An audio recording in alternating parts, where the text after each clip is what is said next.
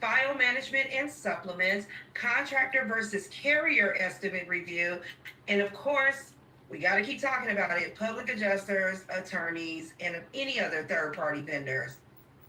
Just to recap on yesterday a little bit, you already know when it comes to coverage, you may, if you don't have already a system of organization of how you review the policy in order to verify coverage, you can always go to what we talked about yesterday, right? We're going to start off in section 1, property coverages, to verify that the property that's being claimed as damage is considered covered property. You want to, of course, look at special limits, okay, to make sure, which is still under that section 1 property coverages, you want to make sure that nothing that is covered has any kind of additional limitations on it, okay? Then also in that same section of the policy, you want to go next into additional coverages. What else is out there that we can cover? Tree debris removal or temporary repairs, whatever the case may be. Next, you got to go to perils insured against, right? Because we got to make sure that the peril that caused the damage is actually a covered peril or a peril that the policy protects them against. Then exclusions, dun, dun, dun. We have to make sure with exclusions that there's nothing there that we got some coverage and we got to make sure it's not trying to take it back away, okay? So, got to definitely check exclusions. And last but certainly not least, how are you going to pay it? How does the policy want you to pay this particular loss? That's where we're going to go to section 1 conditions and go into loss settlement.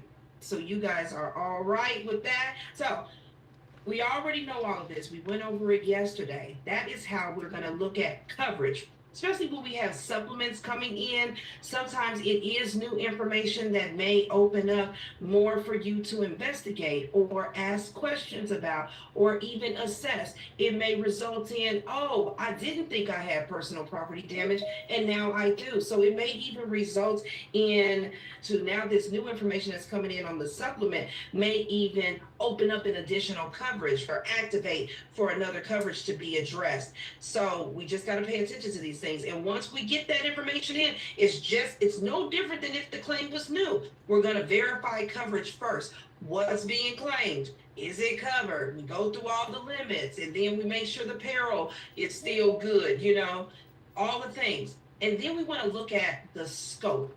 And this is important because when you're reconciling between a contractor or a PA or attorney's estimate, a lot of times we naturally want to look at price. But actually, price should be the very last thing that we look at when we're attempting to do a supplement. It has to start with scope first. Scope by scope. You have 20 squares of shingles. I have 20 squares, or we have 20 squares of shingles. You have, I don't know, 100 square feet of siding. We do too. You have this, we got this, right? And if we don't, that's where the reconciliation comes in. Okay, so if the contractor has 100 square feet of siding and we only have 20, why is it different? What is it? Is there more damage that we didn't see? Are there photos attached? What's the supporting documentation that can help us out? So when you're reviewing the scope, is what they're asking for, is it justified? You're asking for more, do I have the supportive documentation? Or if it's a code situation, one, do they have that endorsement on their policy? And then two, is it really a code requirement? Be careful because there are some contractors out there that be like, oh, this is code, this is what code requires.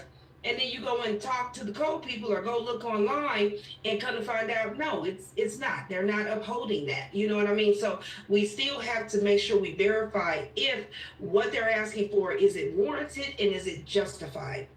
The materials, the building materials, are they of like kind and quality to what is originally installed on the property? Sometimes you'll get supplements in and they know that they're upgrading. They may upgrade from a 25-year to a laminate. A lot of times they'll say, listen. I know it's an upgrade. The policyholder is already aware that they're going to be paying out of pocket for that difference. Okay, boom. We just have to make sure that we document the file to know that we asked, we investigated, okay? And they don't want anything more, or maybe they just want their depreciation back. But this is what the contractor did. So these upgraded materials are what's on the invoice. We really got to pay attention to that. Even when it comes to on the QA side, or when we're getting those estimates back from the field that QA has looked at, make sure that they are identifying the materials properly. If we're doing drywall repair, for instance, texture gets missed a lot.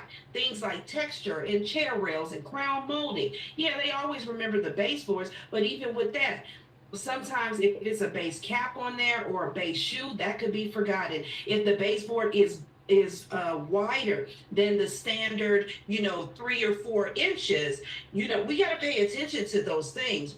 And even what may be the substrate or the underlayments underneath these materials. So make sure that you're keeping all that in mind. For instance, if we're doing siding, what is the insulation under the siding? Is it house wrap? Is it foam board? What is it, right? Because if it's something, for instance, like a hailstorm or a really bad hurricane or a bad windstorm, that those materials get snatched off or damaged too when the siding gets damaged. Or if you're looking at the windows, what about the window trim? What about the aluminum window wraps? So forth and so on. So you really, and again, it's going to be about what your knowledge, how good are you with your current construction knowledge? Not even knowing what something is, but knowing how it's installed and what goes under it and what goes around it. The more astute you are with that, the better you're going to be with supplements and even just looking at any kind of claim, period. Are the line items reasonable and necessary?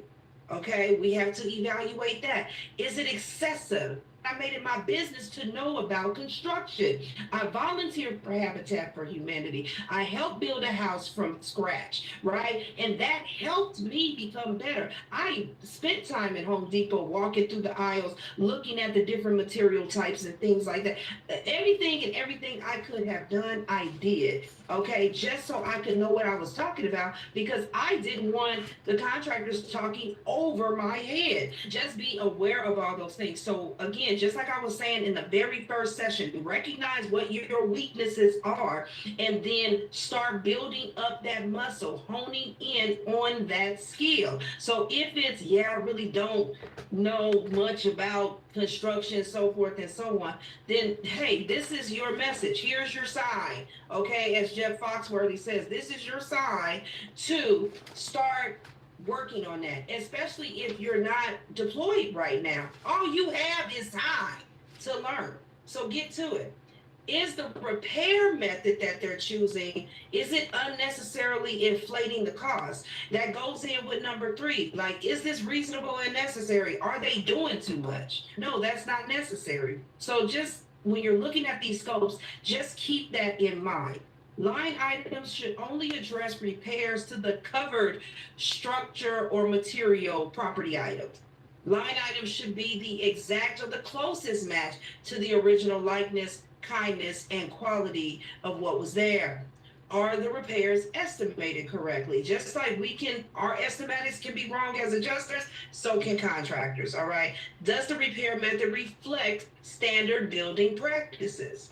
And the contractor, their estimates may even at times be too low because they didn't account for everything they needed to account for.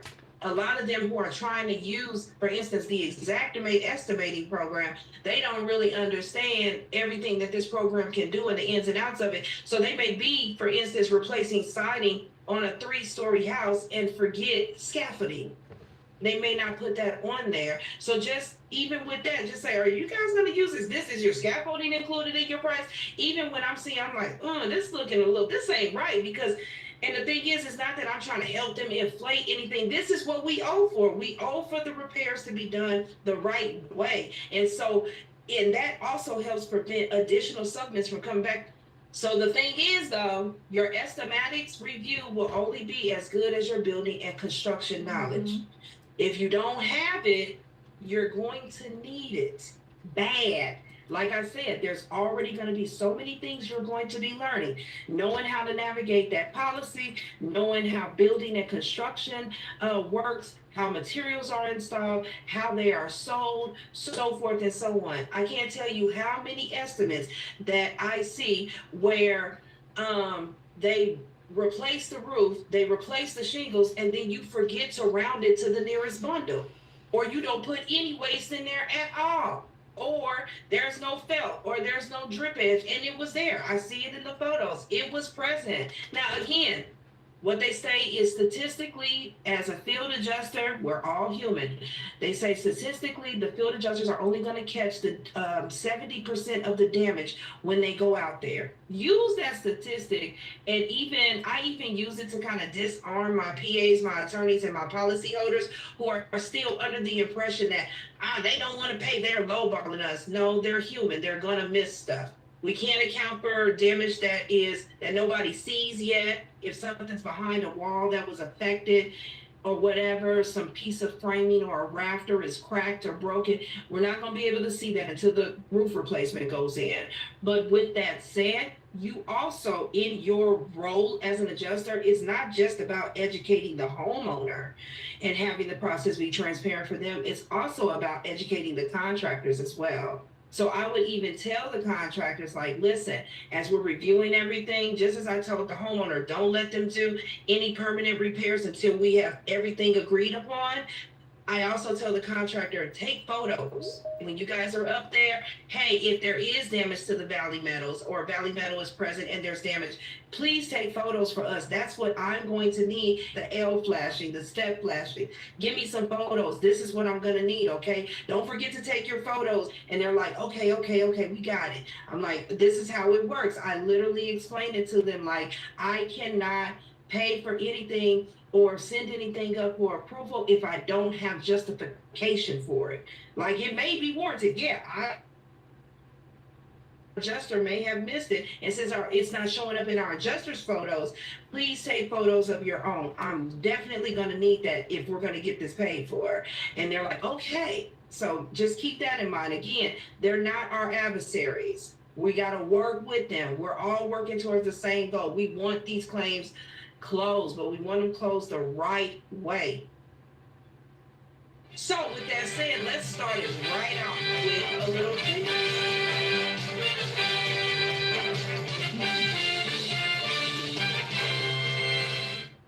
All right, this is a house framing question. Most homes are built with standard blank by blank framing. I'm looking. Go ahead and drop your answers in the chat. This is number one of the question.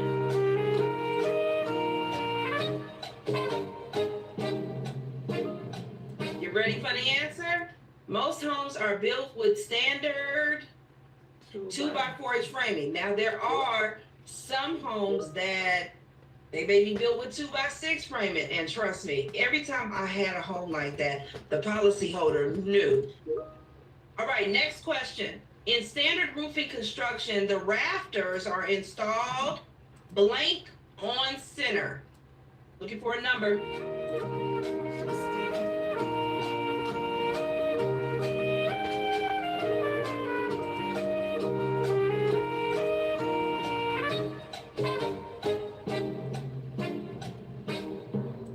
All right, answer. Standard roof construction projects now, the rafters are installed at 16 inches on center. Now, of course, we know that depending on different regions and states, it could be different, okay? But that's usually the standard, 16 inches on center, everybody. Yes. And do you know what on center means? Everybody knows what on center means? On center means from the center of one rafter to the center of the other rafter. And let's talk about standard building methods. Okay, so stud walls are usually installed at what? I'll try to give this one a little pause in between each one since there's like multiple choices, multiple things. Next question. The walls are built at a standard height of blank. Next question. Blank is only installed, now I'm looking for a particular building material. Blank is only installed on exterior walls and in attics. Okay, next question. Doors. And you know what? If you say it's whatever door you like, exterior or interior, I'm not gonna. It's not that much of a. It's like literally a 1 foot difference between the two. Standard doors are what? What width by what height? Okay, next one. Blank drywall is installed on walls. What's the thickness of drywall that's usually installed on the walls? I think it's 5/8. Okay, now go to the ceilings. What's the thickness of drywall that's installed on the ceiling? Okay, next question. What type of drywall is usually installed in wet rooms like kitchens and bathrooms and laundry rooms? It may have one or two type of names. Last question. What's the standard height of a countertop?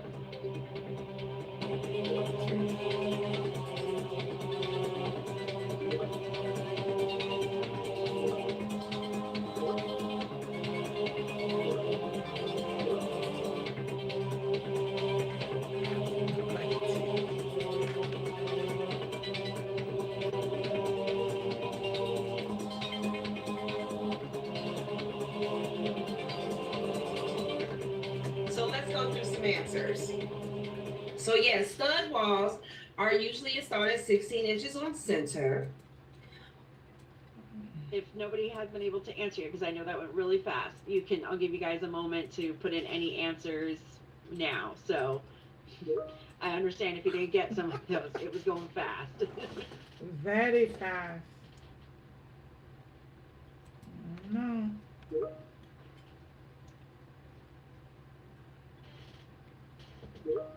I'm still seeing answers come in, so that's good.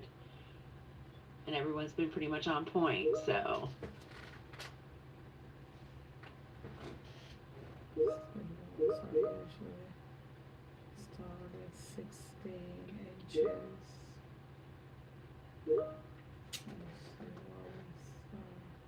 Well, now we got the answer showing. That's my bad. So we're going to go ahead and keep going. Y'all got a little cheat at the end there. Walls are usually built to a standard height of 8 feet. Insulation is only installed on exterior walls and in attics. Standard doors. I think, generally thinking of an exterior door, but again, a lot of times the interior doors are 2.6 by 6.8. Is the formal measurements, and the exterior doors get a few more inches, usually about 3 feet, or some are even 3.6 by 6.8. Okay, so if you did anything along those lines, you're okay. Yes, 1/2 inch drywall is installed on the walls, 5/8 inch on the ceilings. You know this. Keep it in mind when you are reviewing these estimates, okay? Because sometimes us in the field, again, we might be using macros, we may be copying and pasting, and as a result, we may skip that. All right, you might see 5/8 inch on the walls, or you might see a 1/2 inch on the ceiling. So just these are the things we have to look out for. The more we know, the better we can be at reviewing these estimates and reconciling differences. There was different names for drywall that's installed in what we call a wet room. A wet room is a room that has plumbing in it, okay? The kitchen, the laundry rooms, the bathrooms, okay? The water closets, all of that. And usually they want to put, some people call it blue board, some call it green board, some call it mold resistant or water resistant. It just has to be something along those lines. That is the type of drywall that's installed there. And that is building code across the country, okay? Countertop height is usually a standard of 3 feet or 36 inches. Of course, you may have someone who, if it's a luxury home type of setup, if it's something where they had the house built, it may be more customized to that person's height. We just basing every claim on its own merit, paying attention to the details, asking the questions, conducting a thorough investigation. This is all a part of it. Okay, so then we go to price. Now that we have verify that what they're asking for is justified, it's warranted, right? It's reasonable, it's necessary. The policy covers it. We have now reconciled our scope differences. Now we look at the price, okay? All right, we reconciled these scope differences, and I will say this. If there's something that you see and you're reconciling, we need to add it, and you have the photos and the justification for it, the process for you is going to be, you're going to document the file and you're going to send it back to the field adjuster to fix. You'll send it back to the FA to say, hey, can you do this? And make sure when you're sending that back, you're giving them detailed instructions on what they need to change, so they know what's going on. Don't just be like, just read my notes and then do what I say. Help them out, all right? You already have it all detailed in the notes. Just copy it and paste it in that when you send it back to them. But that's what's going to happen. So in my experience, what I observed is that when I do a proper comparative estimate, right, what the field adjuster has to do is that they have to go and basically add these deals to the estimate, to the carrier's estimate, and then compare it. That becomes a comparative estimate. We compare that to what the contractor has, and then that's when we're looking at that dollar amount. And what I found is that when we reconcile our end and we're all in alignment with scope, most of the time, our pricing, the carrier's pricing, usually is right there in line with the contractor or more. And what I found is that I'm honest with the contractor. I'm like, okay, we did this, we added that, and it looks like we're now at 12,000. You all are at 12,005.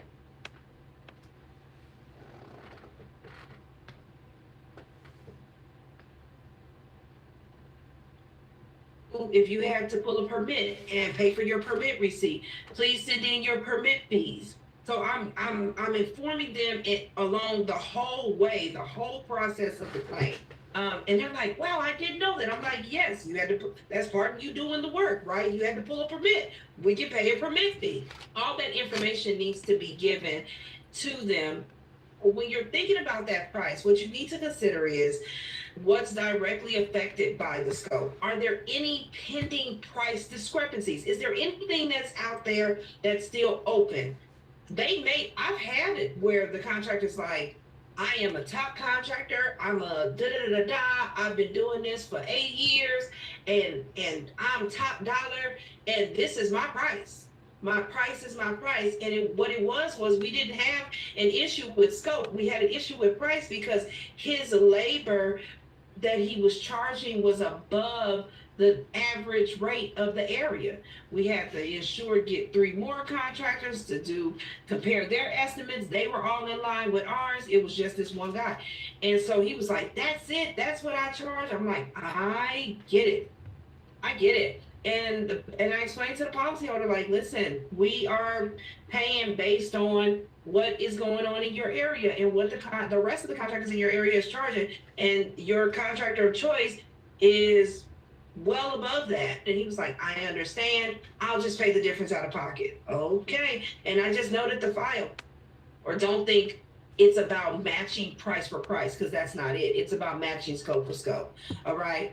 Does the policy limits, sublimits, and additional coverages apply? Keep all of that. It's just like we were talking about with this one contractor who's like, yeah, my labor's $100, $200 an hour. I was like, God bless you. Okay, I can't get there. If not, should other factors be considered that may justify it? Sometimes that is the case, right? For instance, you may have extra labor that the contractor needs on the roofing estimate because they have heavy landscaping all around the house, or because there isn't, like in St. Louis, a lot of the houses in the city, there is no driveway. Even if you go in the back in the alley, there's no driveway, so there's no real place where you can, back your truck into and conveyor belt the materials on. Everything's got to be hand delivered, taking up a ladder, all of that. That's additional labor that should be considered, because they're going to have to do it. And it is going to take more time, and it is going to cost more money. And that's reasonable to understand.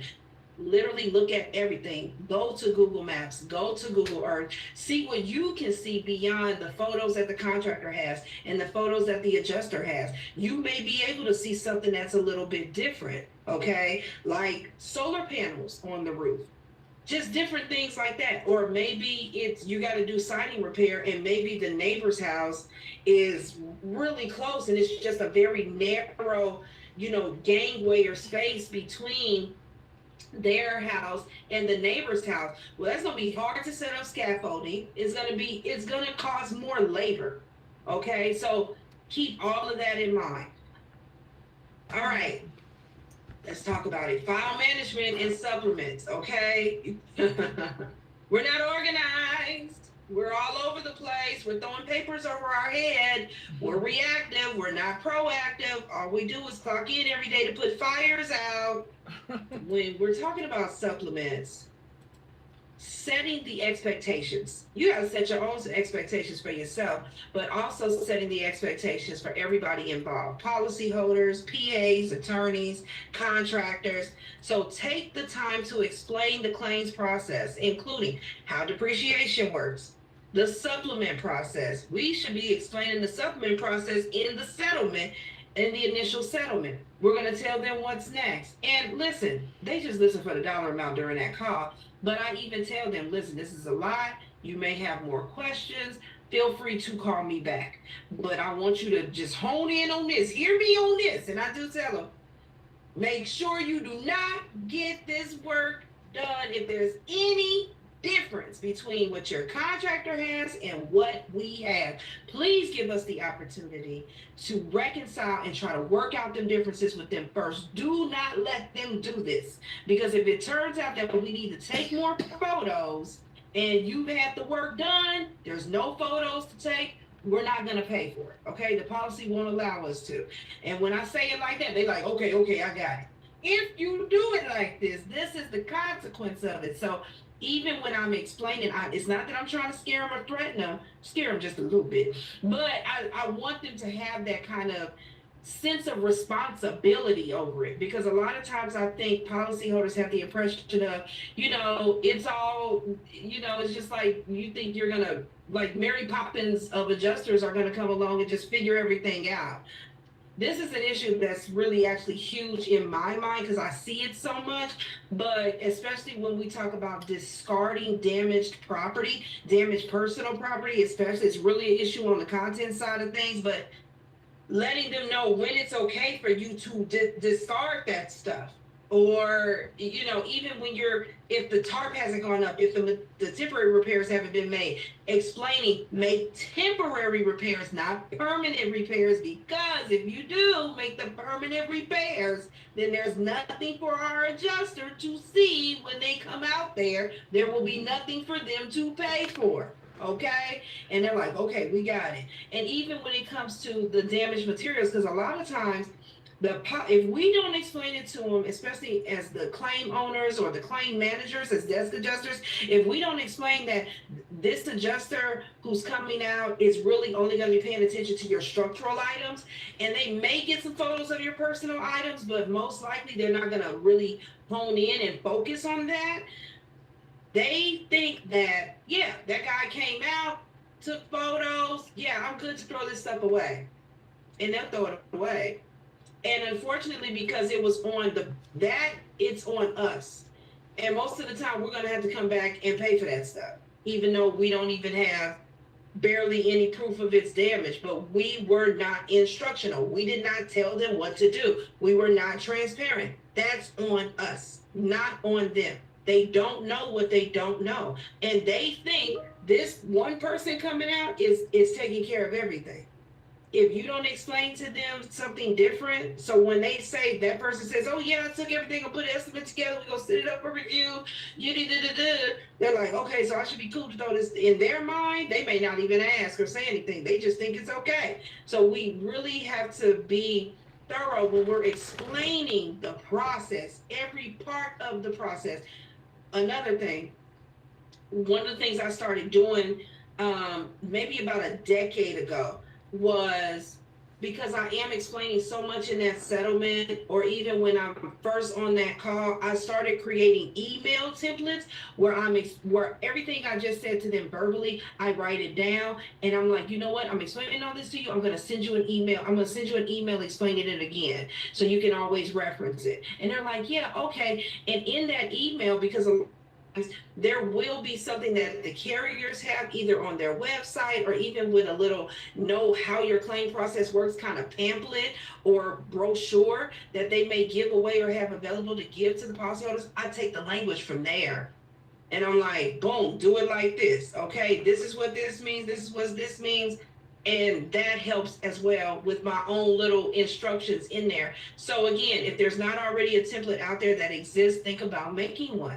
And not just for your initial cost, but also on the back end for the supplement, for the settlements and the supplements as well. Okay, just so you can make sure I am reiterating this over and over and over again, because we don't want you to jeopardize your own coverage, because we do have policyholders that get in their own way. Promote process transparency. Be realistic about follow-up times. Use discernment for hot claims. And when I'm saying be realistic, yes, it's a quick little task or note or function that you have to do that may take you 30 minutes to get it done. But you got other things that you have to do too that takes 30 minutes to get done. You have phone calls to return. Somebody might end up calling with their hair on fire, or you might get an email from management about a complaint as soon as you get off the call. So even if you think you can get it done today, give yourself a day or two more. I will have this and follow up with you in 3 to 5 days or whatever the case may be. Like, give yourself window for error, because that way you're not over promising and under delivering. Setting expectations that you can not only meet, but you can exceed.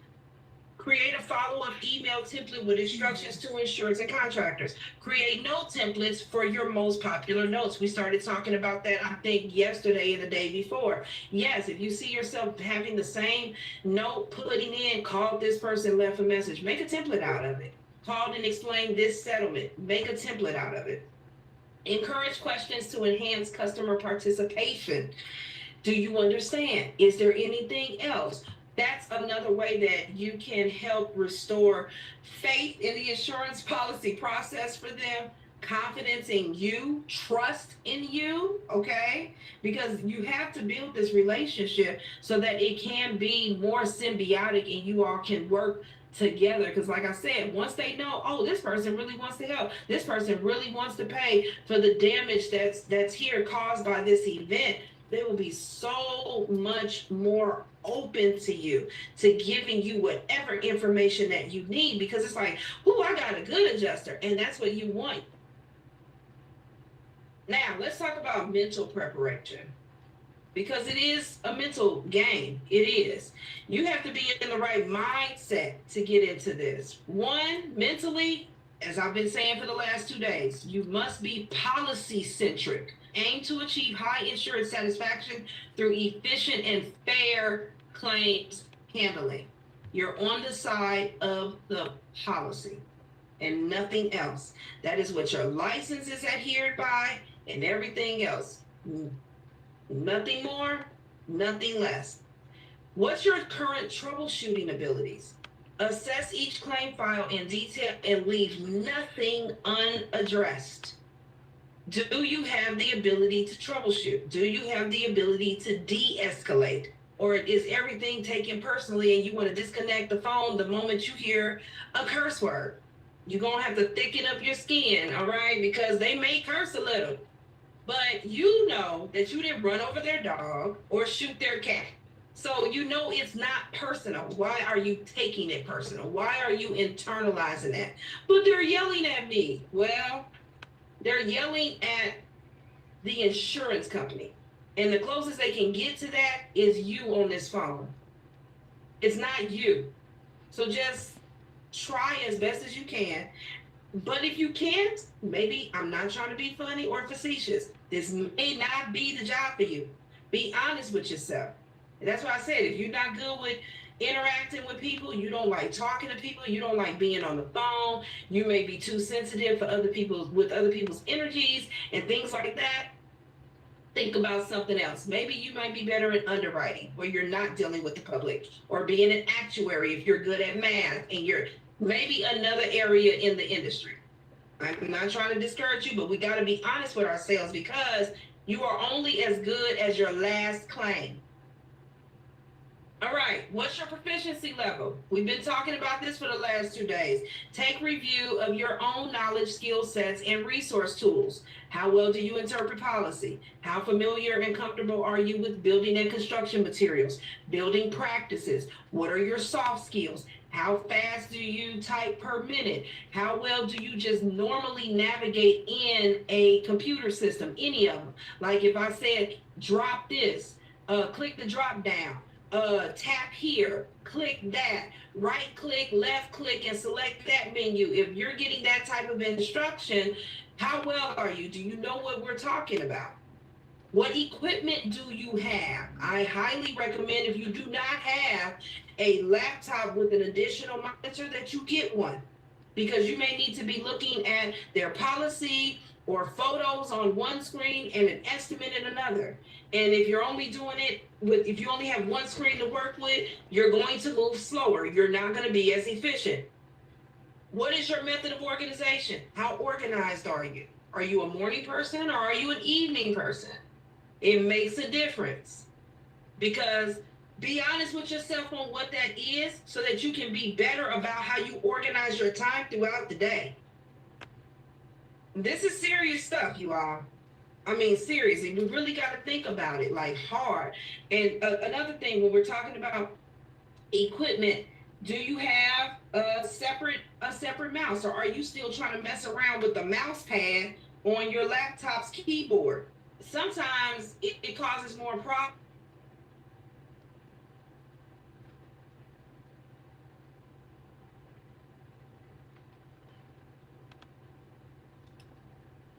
Mind. Let's go on.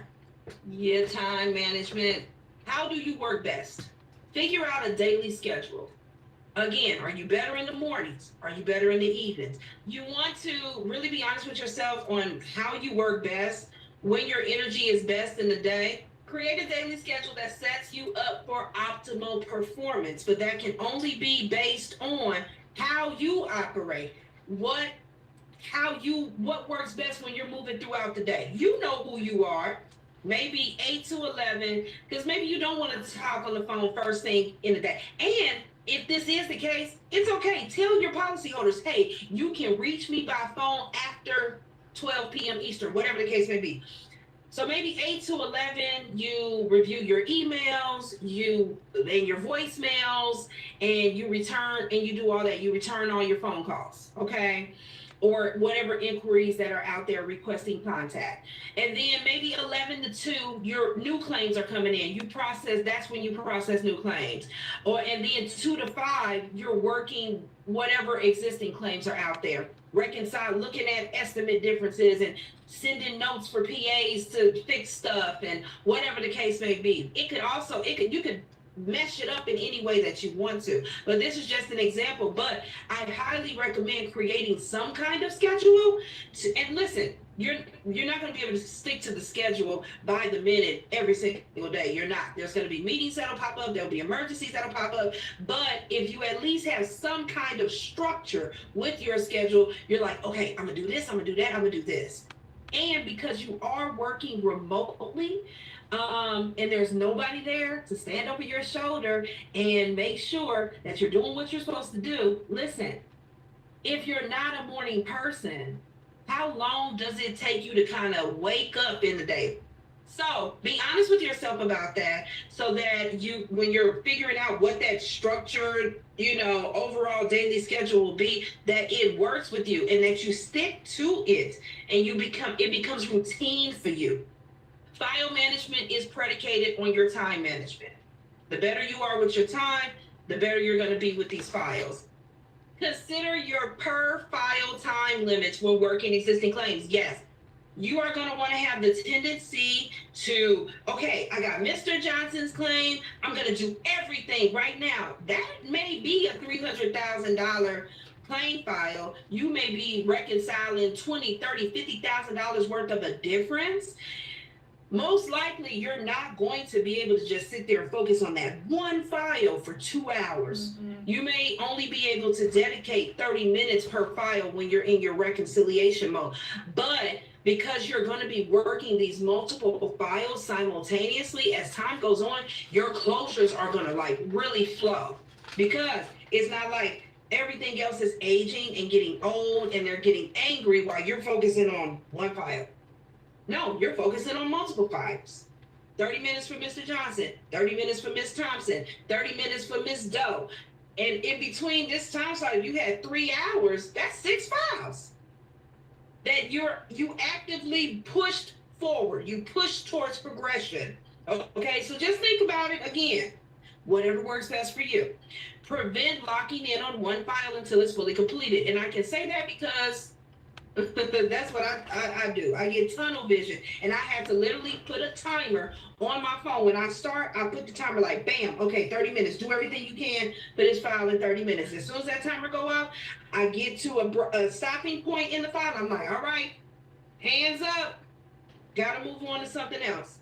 I make my notes. I update the file. I call the insurer, whatever I got to do, and I'm moving on to the next one. Schedule and administer your own open file review. You should be on the front end of your own file review.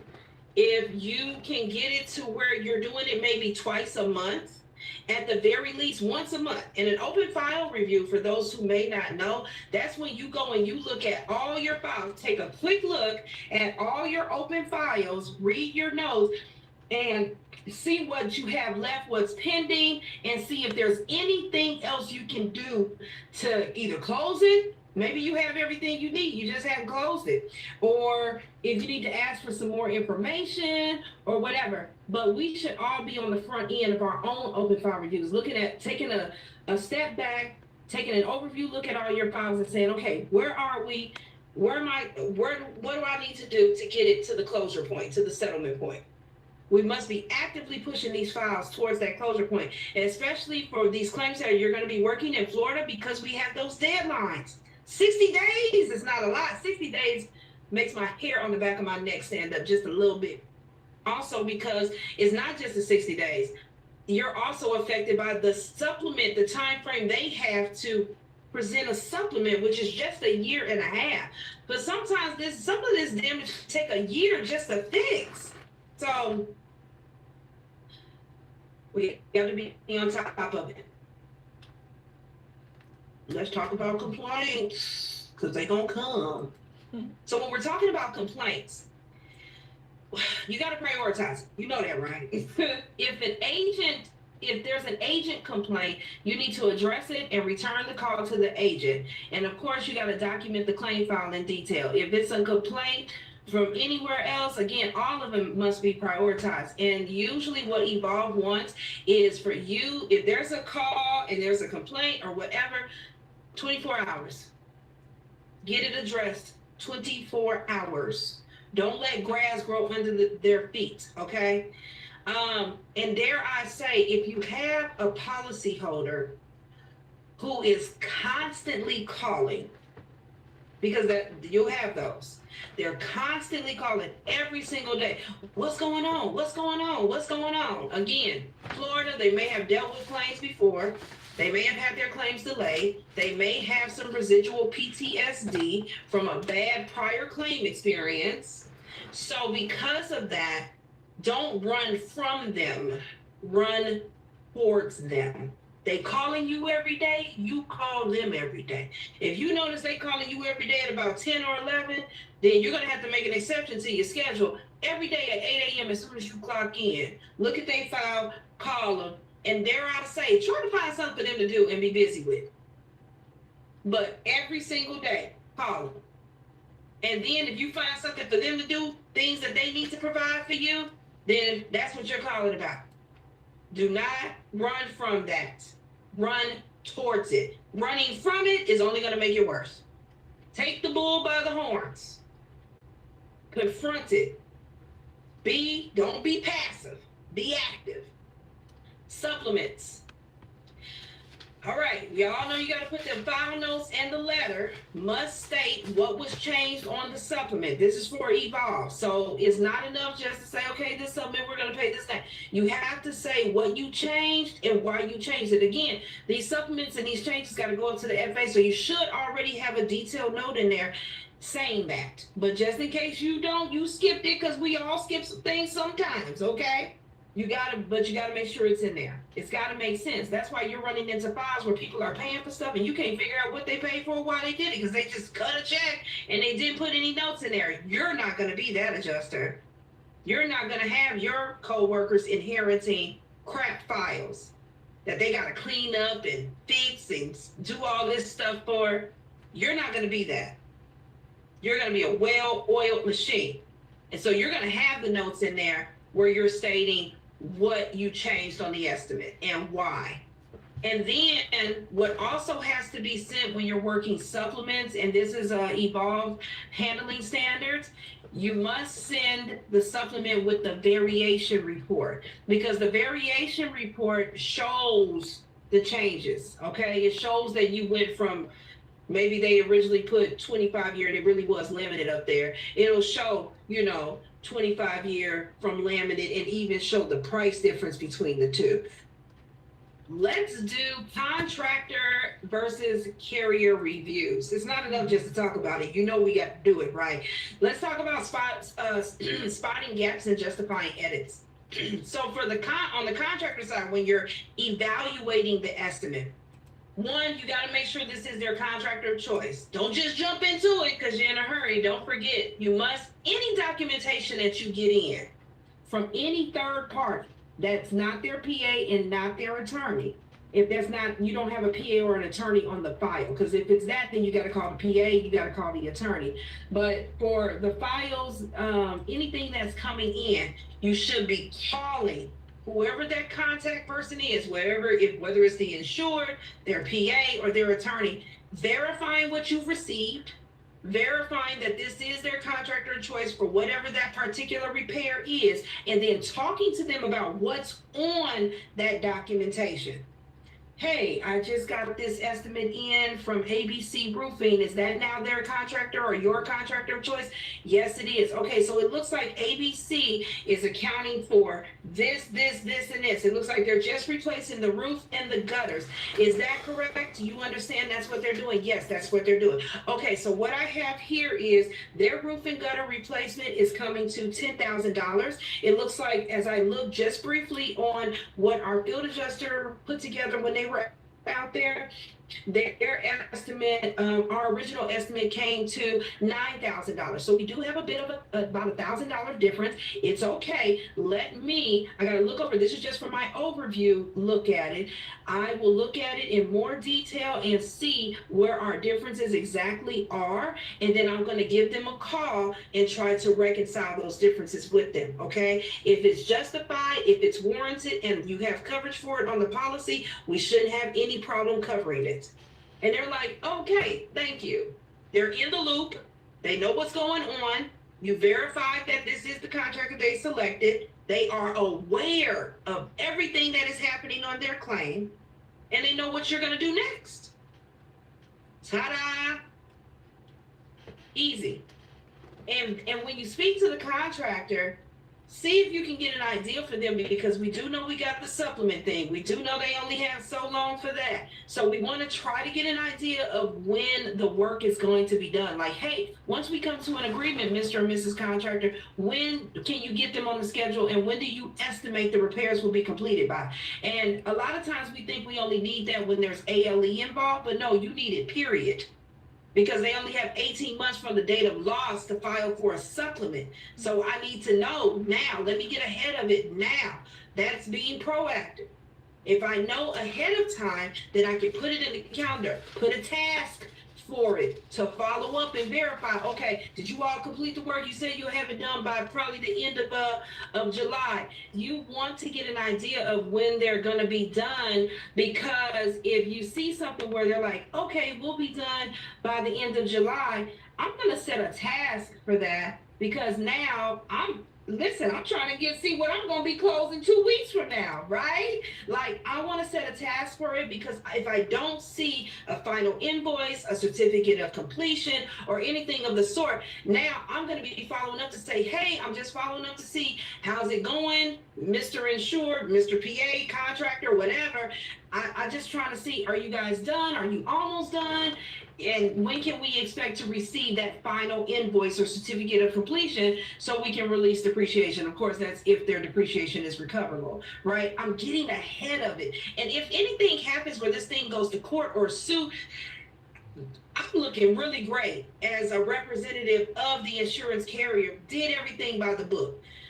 We want to reduce any openings for opportunities for people to say we dropped the ball.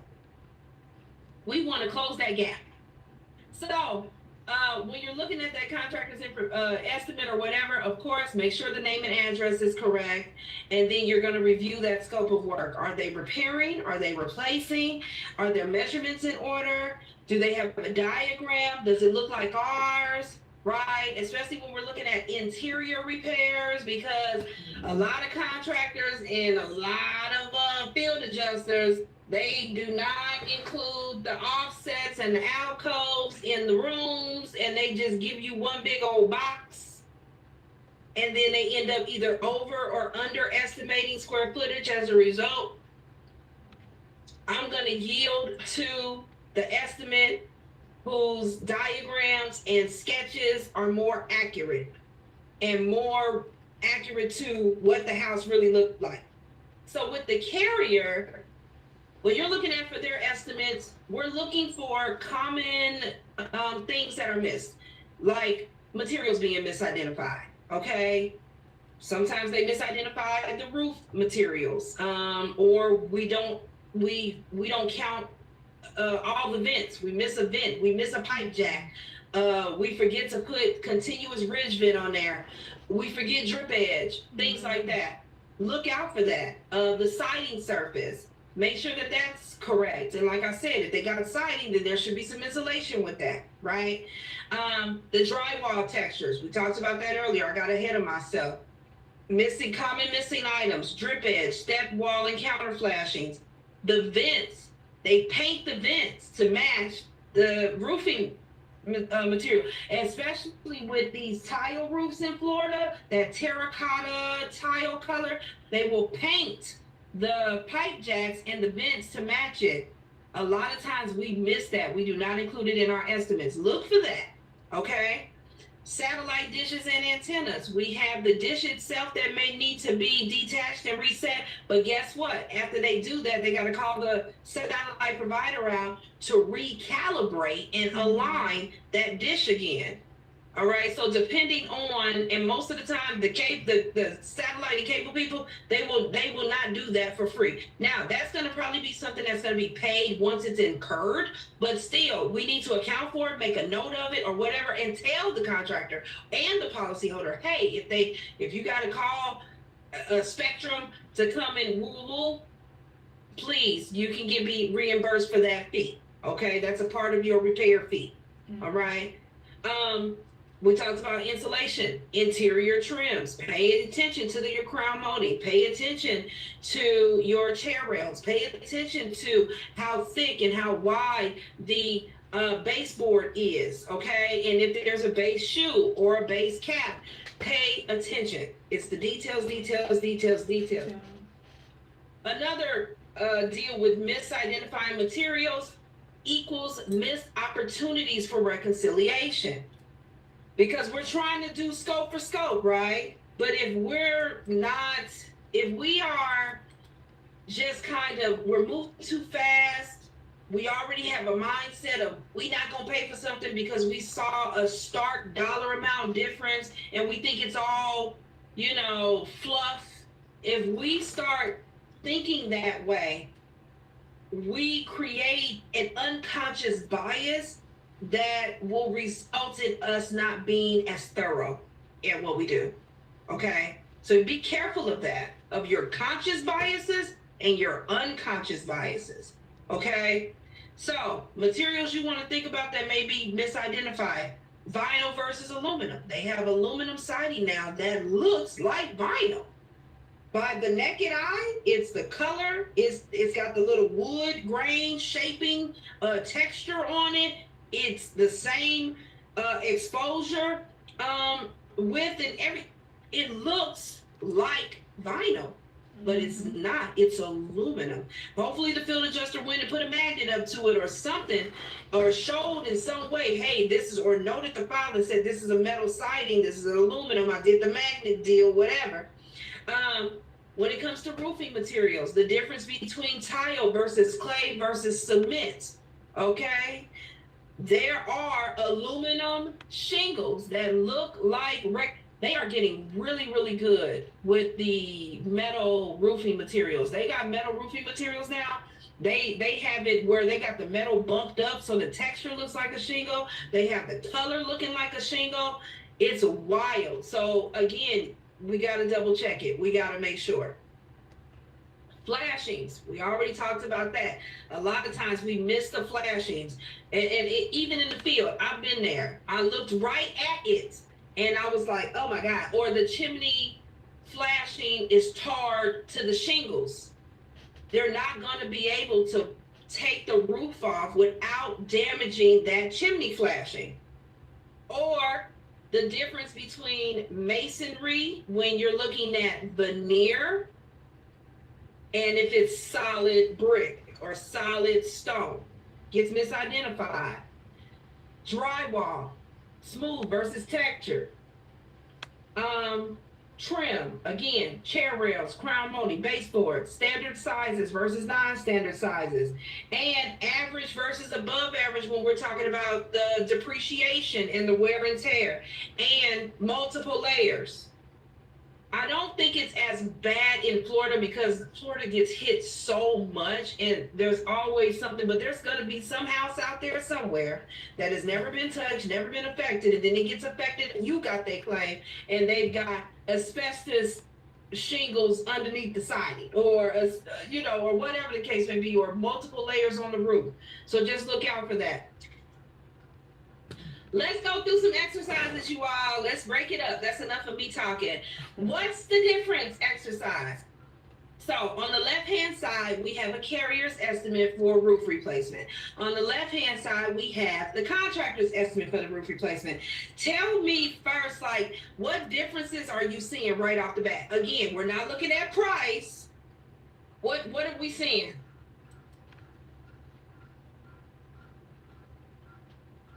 There's like a little pause here, so if anybody wants to comment, if they're seeing any differences, you can drop it in the chat.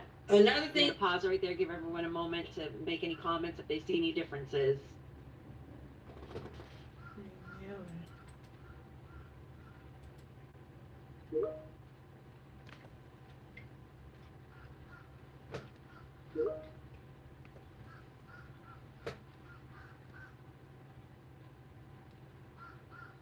Anybody? I'll give it just a moment longer and then we'll continue. And I think she's going to start pointing out some stuff here.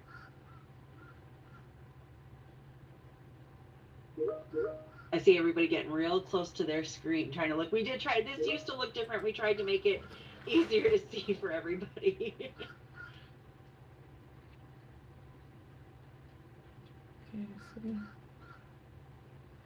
I'm just glad I'm not the only one who's like physically zooming in on their screen.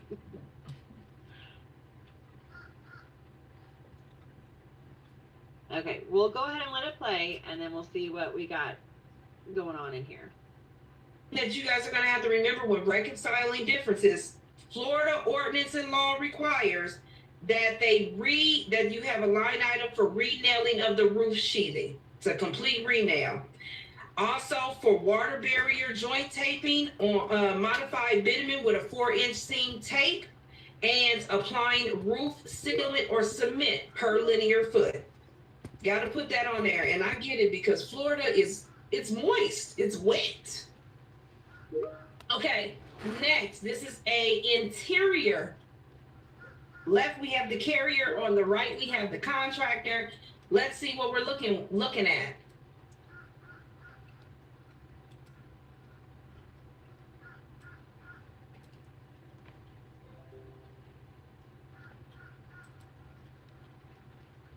Again, I'm going to give it a little pause. So if you see anything, go ahead and drop it in the chat and we'll discuss it here in a moment.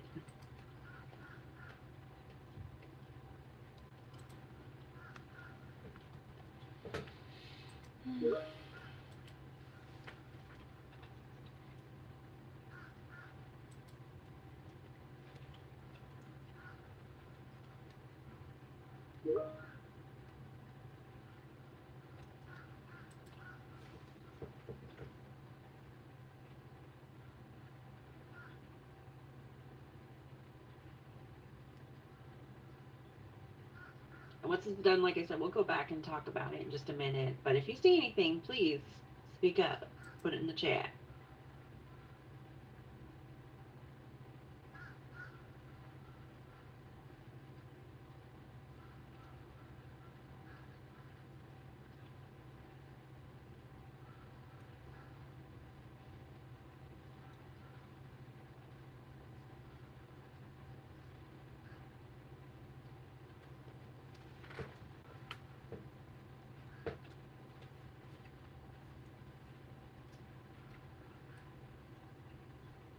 Okay, I'm going to go ahead and let this continue playing and then we'll talk here in Wait, just a let's moment. go, Danielle, let's go back to the prior one Go and back. let's go over what was the variance between the prior. So we're gonna go back one slide and we're gonna look at the difference in the two roofing estimates. Okay, so if we look at the two roofing estimates, most of you got a lot of this. There was a difference in the ice and water shield.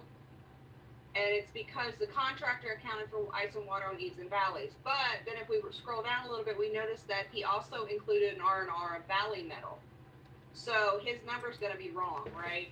So even though he might have been correct in the accounting for the eaves and valleys, he can't have ice and water in the valley metal. So that's something we would want to, like, yep, exactly, watch out for. Let's see what else he had. I think somebody mentioned that there was a variance of the squares. It looks like it's very light. Looks like we went up to the third 0.33. The carrier went up to 0.33, and then the other one just rolled all the way up to 29. So in a situation like that, if we were doing the supplement, personally, I would just, round it up to 29. I mean, you're not giving them a whole lot when it comes to it. The other thing they're missing on here, the contractor didn't apply for depreciation. You're going to see that probably a lot on contractors' estimates, but we'll still apply the depreciation. We always want to double check what kind of depreciation are we applying. Is this an ACV policy or is this an RCV policy? Just something we want to be on the watch for because it is becoming more and more common to see ACV policies, especially in Florida. Because we replace our roofs a lot. Let's see, I'm trying to think, was there anything else on here? We got a meter mask, rain cap, the valley metal, hip and ridge, slight variance, not much. We are actually higher than them. Roof vent flashing. It looks like we got the pipe jack. Drip edge is about the same. So other than that, we're right there together. Asphalt starter. Okay, so let's look at now. You guys went on to the interior. Let's look at the interior one. Danielle, will you knock it up one slide, please? Roof, sealant, or cement per. So now we're looking at the interior. I apologize for the photos. They're pretty crappy. We need to see what we can do to fix that. Zach, go ahead. Thank you. Yeah, I was just I was gonna make a comment about the last one, but then you went over it. You said that No, it was go pretty ahead. senior. So, no, Oh, okay. I was just Okay. yeah, we're good. Okay, sorry. My bad. All right, what else do we have here? Okay, so this one, there is quite a variance in what we allowed versus, or what the carrier, allowed in the contractor. So in this case, there's the contents, which we do see. If we look at the hallway, there is a little bit of contents. It's hard to see, but on the left-hand side, you'll see a little corner of a table. But in realistically, this is something we should take into consideration, because sometimes your field adjuster photos might look just like this. So you have to kind of think outside the box, and yes, the field adjuster needs to do better, but since this is what we have, we try to work with it if we can. So if we look at the third photo, you'll see that on the far left-hand corner, there is looks like a glass table. It's kind of hard to see, but in that far left-hand corner on the third photo. And then on the right-hand side, right before you go up the stairs, there also looks like a little shoe rack, and then a rug. So not much, but we could allow for content removal in this situation. The other thing that the carrier didn't put in, or the field adjuster didn't put in, is he didn't allow for any kind of masking. So we would definitely want to allow for masking.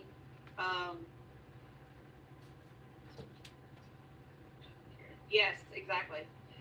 This is, the contractor's estimate is much more in line than the adjuster's estimate in this case, for sure, Zach. There's a lot of things that the field adjuster missed, but this is when we can come into play, exactly, a new adjuster. They don't know, and this is why she was saying, know your materials. Like, they don't know, okay, things that we know now, contents, masking. We're going to have to mask everything. Otherwise, we're getting paint and everything else all over everything. And these people have carpet on the stairs. So that carpet's going to be a mess if we don't, make sure everything is masked and there's floor protection everywhere.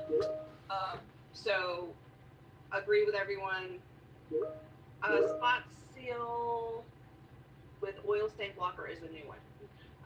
Yeah, I will tell you, I have found over the years working with different carriers, each carrier has their own wish and desire as to what they want those line items to be. And it's just learning the carrier. Most of, I think our guidelines provide you a little bit of insight, but not much. But again, each carrier will, over time, you learn what they want. And most field adjusters, if they've worked with that carrier for a period of time, they know what that carrier wants. Now, let's say you're in a storm and you've got field adjusters from all over, and maybe they haven't worked with that carrier and they don't on a regular basis, you're going to have to watch that, because they are going to put things in there that may not need to be included. That's all I have for this. Does anybody have any questions on this one? Everybody's good? All right, let's keep going, Danielle. Thank you.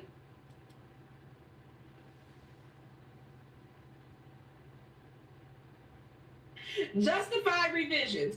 Make personal notes of each difference. We already said you got to have a note in the file explaining the changes that you made, why you made them, and just remember, once you get everything back, you send it back to the FA to fix, it goes through QA again, it comes back to you. Do not forget to send a copy of the variations report. Note in the file what justifies your revisions. For instance, per field photos, chimney flashing is tarred to the shingle and will require replacement upon roof tear-off.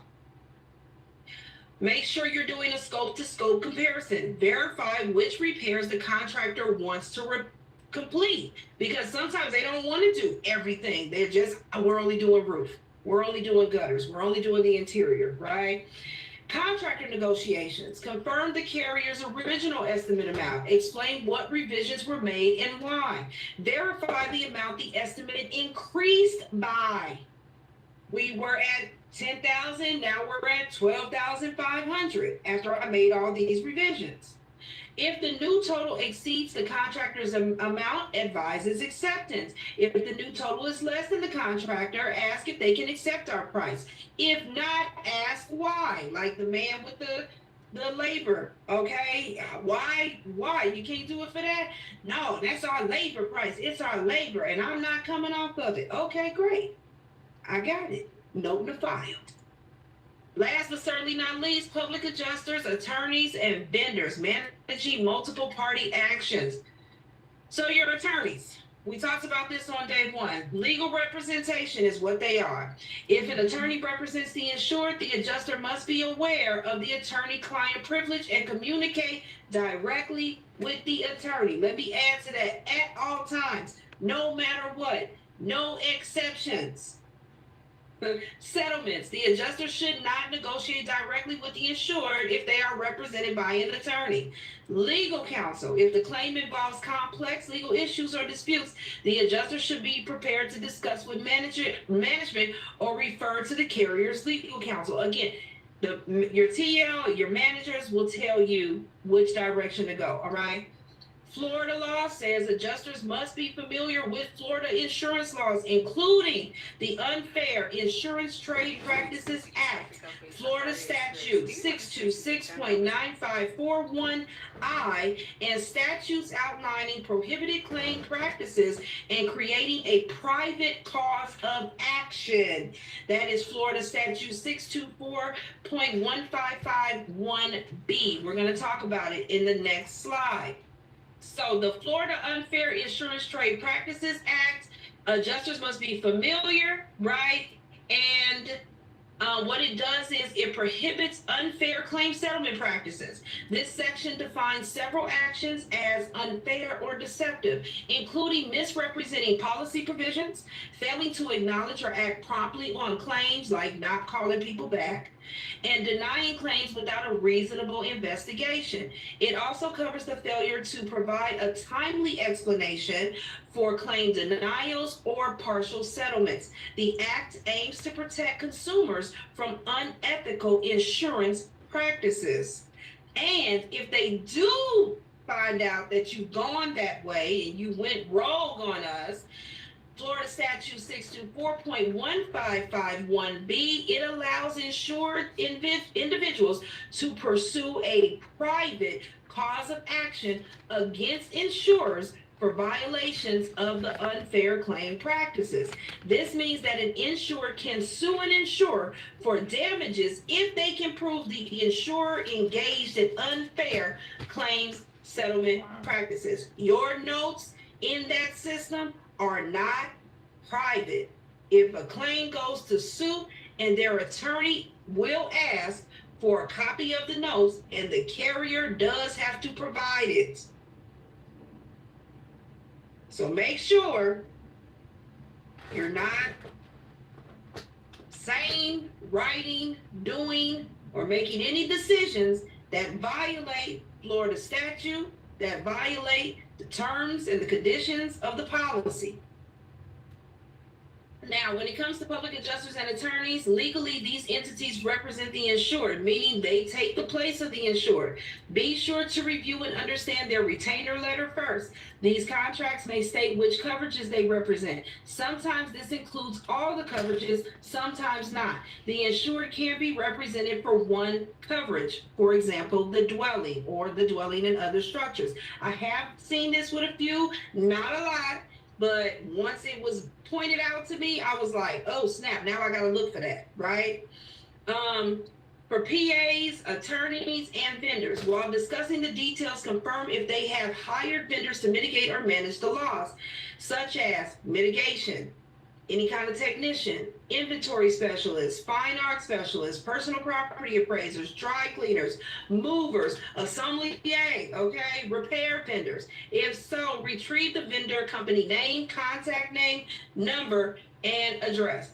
Then the policyholder must be copied on all correspondences that are going to the PA. Third-party vendors. During the initial contact, verify if there are or need to be any vendors assigned. Have they contacted a water fire mitigation vendor? Will they need a technician report to confirm the cause of loss to any specific items?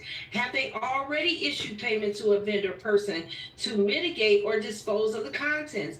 If so, retrieve the information for the vendor, okay? Receipt of vendor information. Contact the vendors and speak with the project manager or assigned contact. Ask for their name and the best contact numbers. Ask what did they do, including if they handled any of the personal property items. If so, did they take any photos? Get the estimated time of arrival for their invoices, if not already received.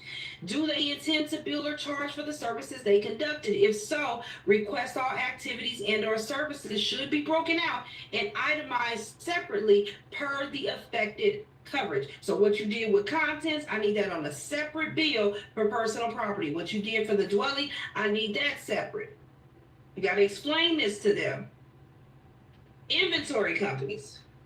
Sometimes public adjusters and attorneys hire inventory companies to inventory the personal property, then present this inventory to you.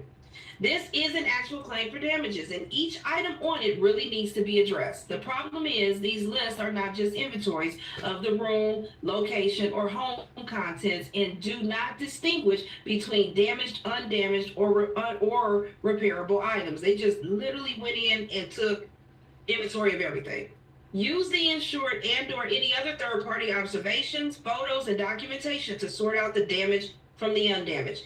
Don't be afraid to get the inventory representative or project manager name and number. They can also be a resource in confirming which items the damage was clear, unclear, or non-existent. For items claimed and not damaged, a file note is required to explain what items will not be included for settlement and why. What I have seen is, because the content scares you all, nobody likes contents. What I have seen is you just pay for what you want. Like you just pay for stuff and then you say nothing about what you didn't pay for. Doesn't work that way. You have to go through everything they're claiming. Each room, every single one. And you should be looking at the field photos and everything else to make sure it's all in alignment. It all makes sense. All right, so this very last session, we are going to talk about file documentation and settlement. All right, we're all moving towards one goal: close, close, close, close. So for our agenda, we're going to go over some file note templates. We're going to reiterate this Florida statute payment guidelines, and then talk about authority and settlement. So starting off with our file note templates, again, structured and detailed timelines, just as we were talking about yesterday. So first, what we want to start off with is contact notes and the properties of a contact note when you're making contact, whether that's with a policyholder, an insured, or an attorney. You want that note to address why you're having this discussion, who you're talking to, how, okay, did you communicate with them? When did you communicate with them, and what was discussed, okay? And of course, at the end of every note, we've got to have that signature line with our name, independent adjuster, Florida license number, and of course, the email that the carrier gives you, and or the phone number if the carrier gives you a phone number. So, the why. Why is communication taking place? What is the catalyst? Is it for a new claim assignment? Is it because there was a request for contact and you're calling back? Is it because you have to send out some form or you're receiving some form of communication or correspondence? Who did you connect with, right? As you saw some of the samples I had, I think that might have been in section 2, where we said, okay, I called this number, I spoke with this person on this date at this time.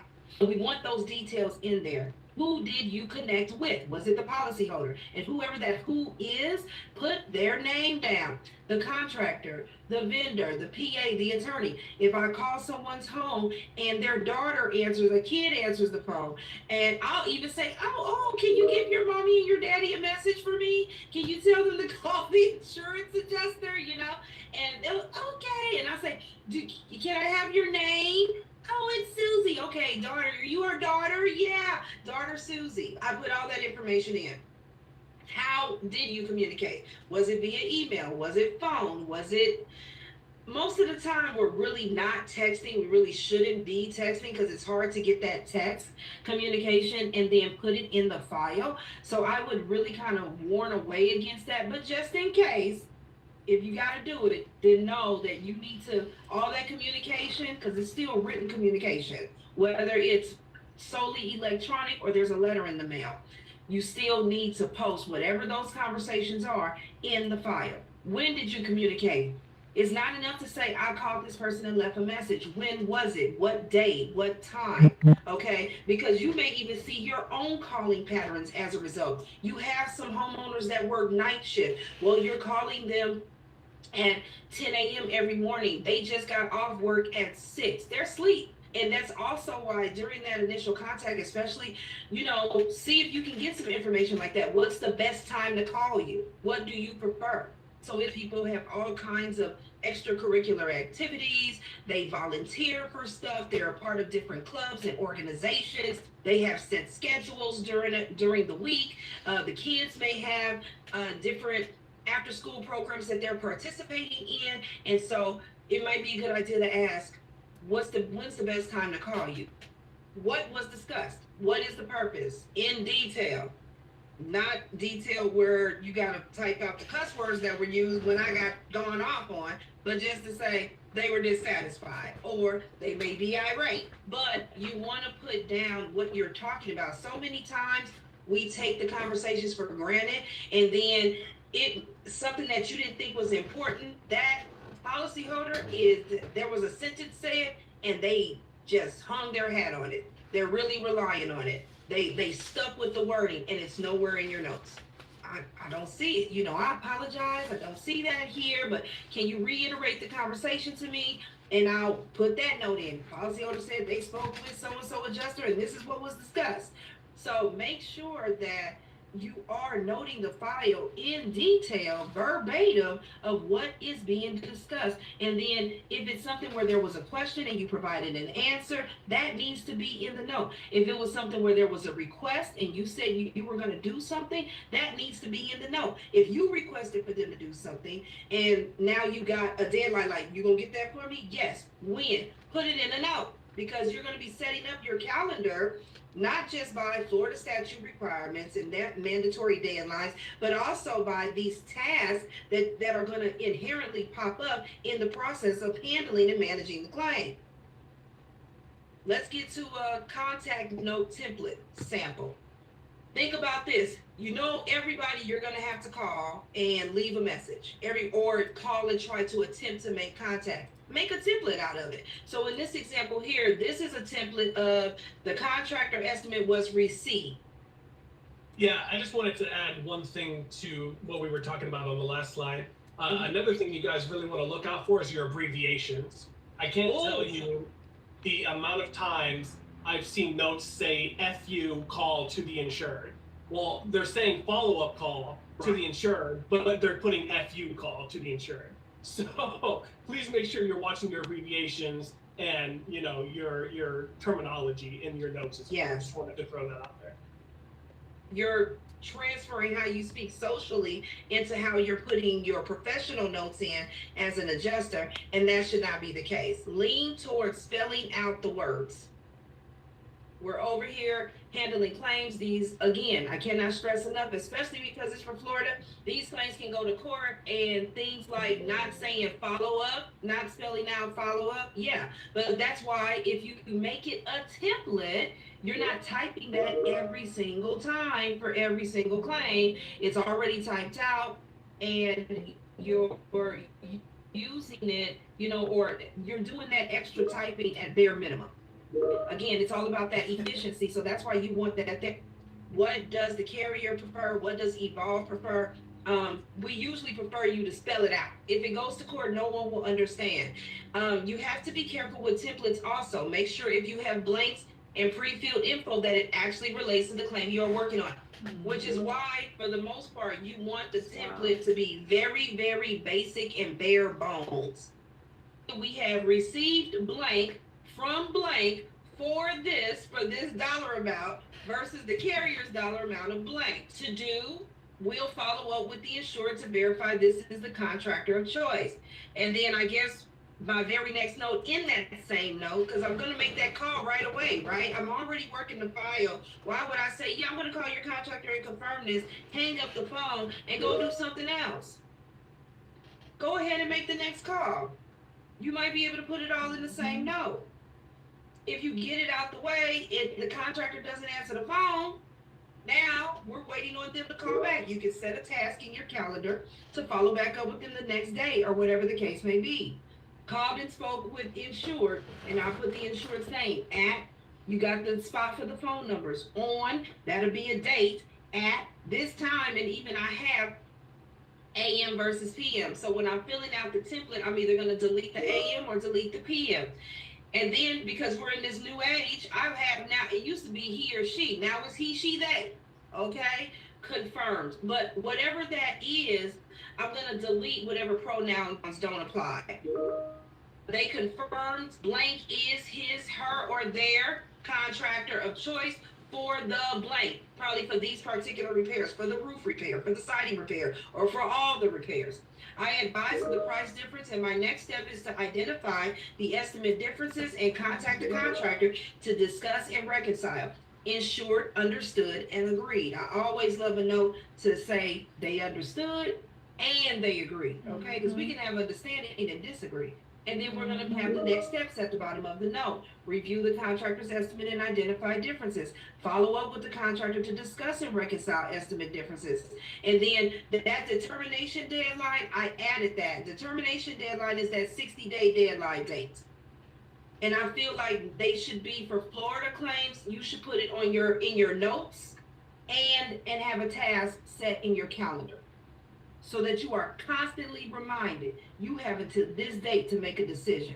And then your signature line. So let's see what that looks like filled out. Filled out, received contractor's estimate from Super Roofing LLC for roof replacement for $15,000 versus carrier's $12,000. To do, we'll follow up with insured to verify this is the contractor of choice. Called and spoke with insured John Woodchuck at this number on this date at this time. He confirms Super Roofing is contractor of choice for the roof only. I advise of the price difference, and my next steps is to identify the estimate differences and contact the contractor to discuss and reconcile. Insured, understood, and agreed. And then boom, we have our next step notes, and the determination deadline is 8/22/25. I'm gonna have a task for that. And then I'm gonna, and again, remember what I said, those next steps, you push them down. You keep pulling them to the next note, the next note, the next note, until it's resolved, until it's done. And then your signature line. Double check your work, please. Let's go to activity note properties, because you got your contact notes, but then you're gonna also have the activity notes. Maybe you reconciled something and you're listing out all the differences. Maybe you, I don't know, had to call a manufacturer or a roofing supplies company for confirmation on some building material prices. I don't know. But that's all a part, that's an activity, something that you're doing, okay? So with the activity notes, you want to answer the questions of what action is taking place? What are you doing? Why are you doing it? Why is it being done? And then how, okay? How did you do it? How are you resolving it? Okay, how are you moving this claim forward to progression? You want that signature line, of course, at the end of every single note. So with the what action is taking place? Why is it being done? Consider the value that's being added to the claim. We should always be adding value to the claim. And that value that we're adding should be pushing it forward, should be progressing it closer to the settlement table. How did you resolve it? Discuss the information that you reviewed, the documents that you received, the information that you confirmed, and what you did do with it or what you're gonna do with it. How are you gonna resolve this? What do you need to know? Maybe the resolution isn't there yet. Maybe you need more information. Maybe you need to talk to the policyholder to confirm some stuff, or the contractor to make sure and verify some things. But it still needs to all be addressed. Again, you opening a door, you're starting a process. You gotta follow through with it until the end. Carry over your incomplete task from the previous note and add a follow-up task. If it's information you gotta get, I'm gonna call somebody. I'm gonna go look this up. I'm gonna go verify this. And then after that, I'm gonna do this and that. So let's do a template example for an activity note. Very basic. This example, let's see, we reviewed, this is for like a estimate reconciliation review. Reviewed and compared contractor's estimate from, you're gonna say their company, for what's the work that they're doing, for this dollar amount. How much are they doing it for versus how much is the carrier doing it for, okay? Review and reveal the following differences, and you're gonna literally list it out. 1, drip edge. 2, ice water shield. 3, whatever. called and spoke with the contractor. You're going to say their name of their company at the number on the date at that time, he, she, or they, boom. And then what you're going to, what the conversation was, and then he, she, or they understood and agreed. Your next steps, and I got ahead of myself, but let's say in this example, you'll see it in the example below. Receive electric code document from the contractor. Send an estimate to the FA for revisions. Set calendar to follow up with contractor to finalize reconciliation on this date. Follow up with the policyholder to provide a status update, and then that determination deadline. I'm going to carry that determination deadline down for every next step until I made a coverage determination. And then our signature line, okay? So think about that when you're making templates. And again, templates can be as elaborate or as simple as you want them to be. I yield to the simple because I already know there's so many different claim scenarios out there, many that none of us have ever seen before. So in this example, here's that template filled out. Reviewed and compared contractor's estimate from Super Roofing LLC for roof replacement for $15,000 versus carrier's $12,000. I know I said it in the note before in the contact note, and I'm gonna say it again because I don't know how many notes are gonna end up filling in between that contact note where I noted the estimate differences and then this activity note. Number one, contractor removed 20 squares versus the carrier's 19. And then under that, I'm not just listing the difference itself and leaving it like that. I'm listing what my evaluation and assessment of the difference is. Reviewed Eagle View and FA photos. This revealed Eagle View didn't account for right rear porch roof due to tree damage. Therefore, contractor squares is warranted. Boom. I opened up the door. We got a problem. And then I did my research, my evaluation, my assessment, and now we have a solution. Number two, the contractor included $2,000 for electrical code requirement. Review of the policy revealed OL coverage up to $10,000. So we know we got the door open. I reviewed the policy. I'm doing my due diligence. And I'm showing it in my notes. Like I said, my notes, your notes should be reading like it's a book. The events and what has been taking place in us working this file. And then we have B, contractor didn't include code documentation. Will contact the contractor to request. So I've got an opening for code. They sent me something about code. It's open, but I don't have everything I need in order to say, yes, I approve this and it's warranted. Now we know they have code coverage. I still have to confirm that this is an actual code requirement. Lastly, called and spoke with contractor Jane Wickham of Super Roofing at this number on this date at this time. He agreed to email the code electrical documents by Friday, June 27th. See, I got a deadline because I asked when I was on the phone, can you get that to me? Yes, I can. When? Give me some timelines. Nail them down, okay? It's all about accountability. Also advised contractor will have estimate revised to account for additional squares. He understood and agreed. Next steps, receive electrical code document from contractor, send the estimate to the FA for revisions, set the calendar to follow up with the contractor on the 27th, follow up with the policyholder for a status update, and here's my determination deadline. And last but certainly not least, my signature line. Even the template to say I called these numbers and I left a message. I called this number and it was a wrong number. I called this number and the automatic message came on saying the number you have called is no longer in service. The number you have called is disconnected. I have templates for everything. We're gonna emphasize this one last time. The insurer correspondence deadline. From the moment the loss is reported, 7 days to send out a claim acknowledgement letter. That is being done by the carrier, remember? But you still need to set a task to follow up to make sure it was done. 14 days, the carrier's within 14 days, they're gonna send out that Bill of Rights, right? Homeowner claims Bill of Rights. You still gotta set a task to remind yourself of it. Make sure that they did it. 45 days for you to send a request for information. It should be done ASAP. It should not take you a month and a half to look at that claim, evaluate it, and assess it, and decide, I need more information. 60 days to make a coverage decision. Issue that payment, whether it be a partial denial or a full denial. If they have, once you receive the proof of loss statements, 7 days to begin the investigation, 30 days to do the physical inspection. They can get a 30-day extension, but it can only be for one of 3 reasons: governor deemed state of emergency, security breach, or IT issues. Once you have received the estimate back from QA, 7 days to send that policyholder a copy of the estimate with the loss amount. It should not take a week to pay somebody. It should not take a week to send an estimate and a payment letter.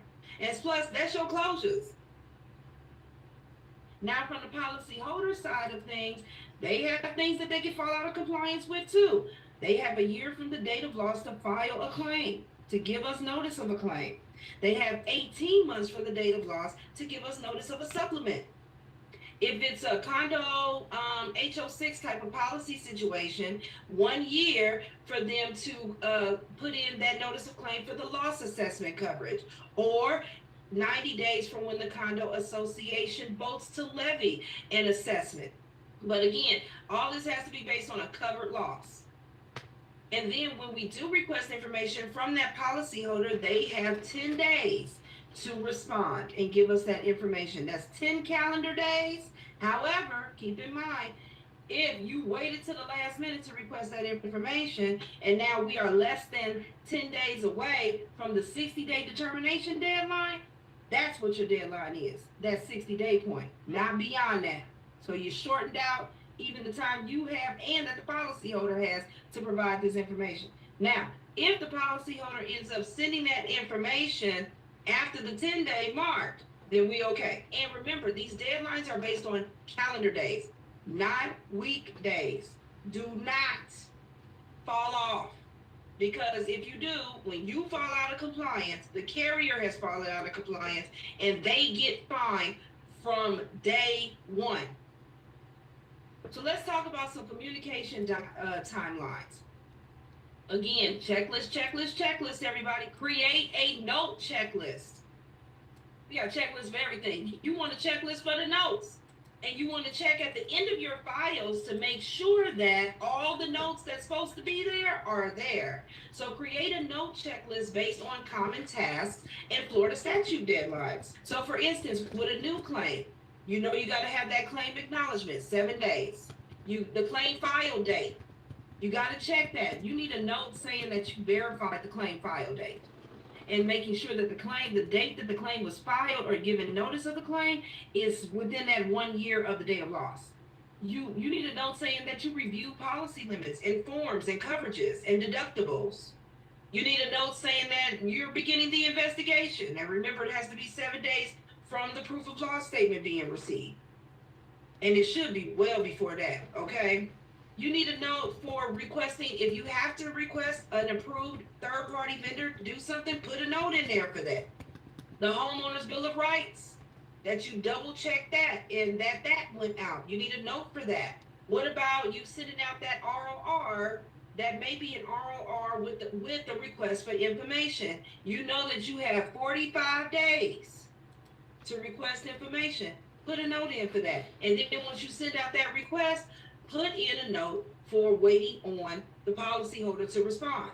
Put those dates, listen, put a note in there, put in next steps that you requested the information or whatever on this day, and that a policyholder response should be expected, put the 10 days later. If I send it off on the 17th, I'm expecting that policyholder to reply by the 27th. I'm putting a note in there, I'm putting it on my calendar task. Covers the termination. When you do make that, make sure you put a note in there. And again, like I said, I highly recommend putting it as your next steps. Covers the termination deadline or determination deadline, this September 15th of 2025, whatever the case may be.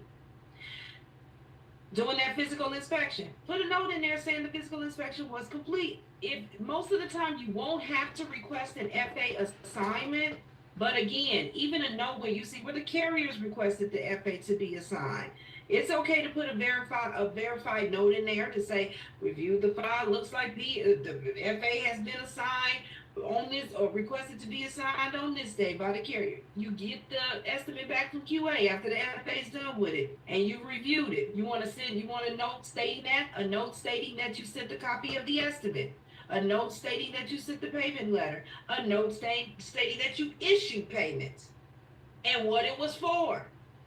Please say what it was for. Help your fellow adjusters that may inherit your file after you, and help yourself. Because do you want to be going through all of your notes? I know I don't. So no, I don't want to go back and have to go through all the notes that I've written to figure out why I made a payment that I made. Now, when it comes to supplement claims on your communication timelines, that's a little different. Very similar. You still have to have that claim acknowledgement note, even when it's a supplement. You have to verify the date that the supplement was filed and make sure it's within 18 months, which is a year and a half from the date of loss. You're still going to review. I don't care if it was you just had this claim. Review that policy again. Review the form again. Review the coverages again. Double check yourself. This is an opportunity for you to double check and review your own work. Again. Review any third-party correspondence. Put a note in there for that. Requesting, again, you may need to request some more information from them. You'll need a note for that. Make sure it's that within that 45 days. And of course, the policyholder has 10 days, except for if you're at that coverage determination window. Requesting, maybe that supplement means that it does have to go back out. You may be sitting in a note to your TL or however the process works for requesting the FA to do a re-inspection or go back out. And of course, getting everything back from QA. Making a note. I received this. I reviewed this. Everything looks good. Boom. We're issuing the payment letter, copy of the estimate with the variations report and the payment. It's so easy to fall off. You know, that's why I hate taking days off when I'm working claims actively, especially as a desk adjuster or even as a field adjuster, because it feels like that one day everything just, woo, it feels like you cannot take a day off, actually. So let's talk about image right. We've been talking about it a lot throughout the other sessions. And we talked about you got to label your documents, you got to label photos in image right, make sure that you do it, make sure that you stay on top of it, because you don't want to end up thinking, okay, I'm finally done with everything, I'm ready to close, and guess what? You go into image right and none of your stuff is labeled. Or you send it up for authority and they kick it back and like, you got to label all this stuff. So we want to label any new documents or photos or anything that's coming in real time. So check image right for new documents, FA notes, and photos. All emails to and from the policyholder must be dropped in image right and labeled. Dare I say all emails to and from anyone associated with the policy should be in image right. Now, when it comes to labeling, I suggest this. You're going to figure out what works best for you. This is what has worked best for me in the past and the folks that I have trained over the years. You got to figure out what's best for you. So you want to standardize file names and folder structures for all your documents. So for instance, if it's information, I put first who sent the info. Is it coming from the contractor? Is it coming from the policyholder? Is it coming from the field adjuster? Is it coming from the mitigation company or the PA or the attorney? Then I'm going to say what it is. Is it a photo? Is it some document of some form? As you can see, I have PA doc down the list. And then I'm going to say what it's for, like what it is and then what it's for. So for instance, the very first one, contractor photos, and then it says dwelling, and then it says roof. That makes it so easy for me if I need to go back in the process of handling my claim and re-review any kind of photos. Say I only want the roof photos. Then it's going to be easy for me to identify the roof photos because I labeled them as such. It'll be easy for me to identify the siding photos for the left elevation because I labeled it as such. So next one, FA photos, dwelling, siding, left elevation. So I'm not just saying dwelling. That could be all the photos for the dwelling. Well, what if I need to look at something very specific? I'm still having to go through all the photos to find the photo of the fence, or to find the photo of some bedroom on the inside, whatever. But if I say what the coverage if these photos fall under, what material it is, or what area of the home it is, and then where it's located, I'm not fiddling through a bunch of photos. Same thing as you can see, we go down the list. F8 photos, dwelling, siding, left elevation. F8 photos, garage, roof. Mitigation photos, kitchen. PA doc, LOR, that's the letter of representation. PA doc, contractor's estimate of the HVAC. Boom. So it's not even enough just to say contractor's estimate. Contractor estimate of what? Because a lot of these claims you're gonna have repairs needing to be done in multiple parts of the home or the property. It just makes it easier for you to find what you need. And dare I say, if it's something where, say for instance, you may have a different contractor, say it's a full-on roof replacement. The decking was taken, the framing was damaged, and maybe there's one contractor doing the framing, and it's a PA on the file or an attorney, and there's one contractor for the framing, and there's another contractor for the shingles. It's rare, it doesn't happen a lot, but it can happen. So what I would do in that case, PA doc, contractor estimate, framing. PA doc, contractor estimate, shingles. So hopefully this helps with you all figuring out whatever nomenclature will work best for you when you're labeling photos and documents, okay? But everything, as you can see, everything needs to be systematic on every level, because once you have a process, a system, that's what we said from day one. First slide said, create a system. How you label stuff, and I don't think sometimes we think that deep about it, but it is that deep because you don't realize it because we're moving so fast when we're working the claims. We're just trying to get to this information or look this thing up or verify this photo, whatever the case may be. And so we're moving so quickly, sometimes we don't have time to stop and think and say, I need to make a system out of this. So hopefully this training helps you to be like, okay, what else can I make a system out of so that I can be more efficient, so that I can convert myself as an adjuster to being proactive instead of reactive all the time. So let's see what you learned.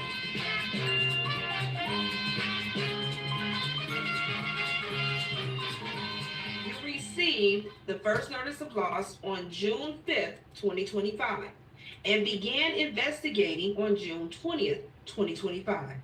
As of June 25th, the file does not show the homeowner Bill of Rights letter was sent. What is the deadline for sending homeowners Bill of Rights to remain compliant? A, June 20th, B, June 19th, C, July 5th.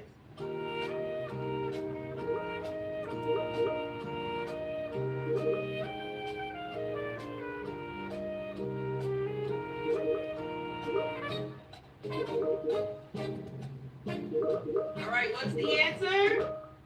B, June 19th. Yes.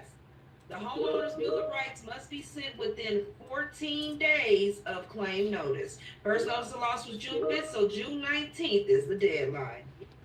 Okay, scenario B. A signed proof of loss was received on August 1st, 2025. Today is September 5th, 2025, and no inspection has been documented. Is this claim still within Florida statute timeframes for a physical inspection? A, yes, you have 60 days from first notice of loss. B, no, the deadline passed on August 31st. C, yes, the inspection is due by September 30th.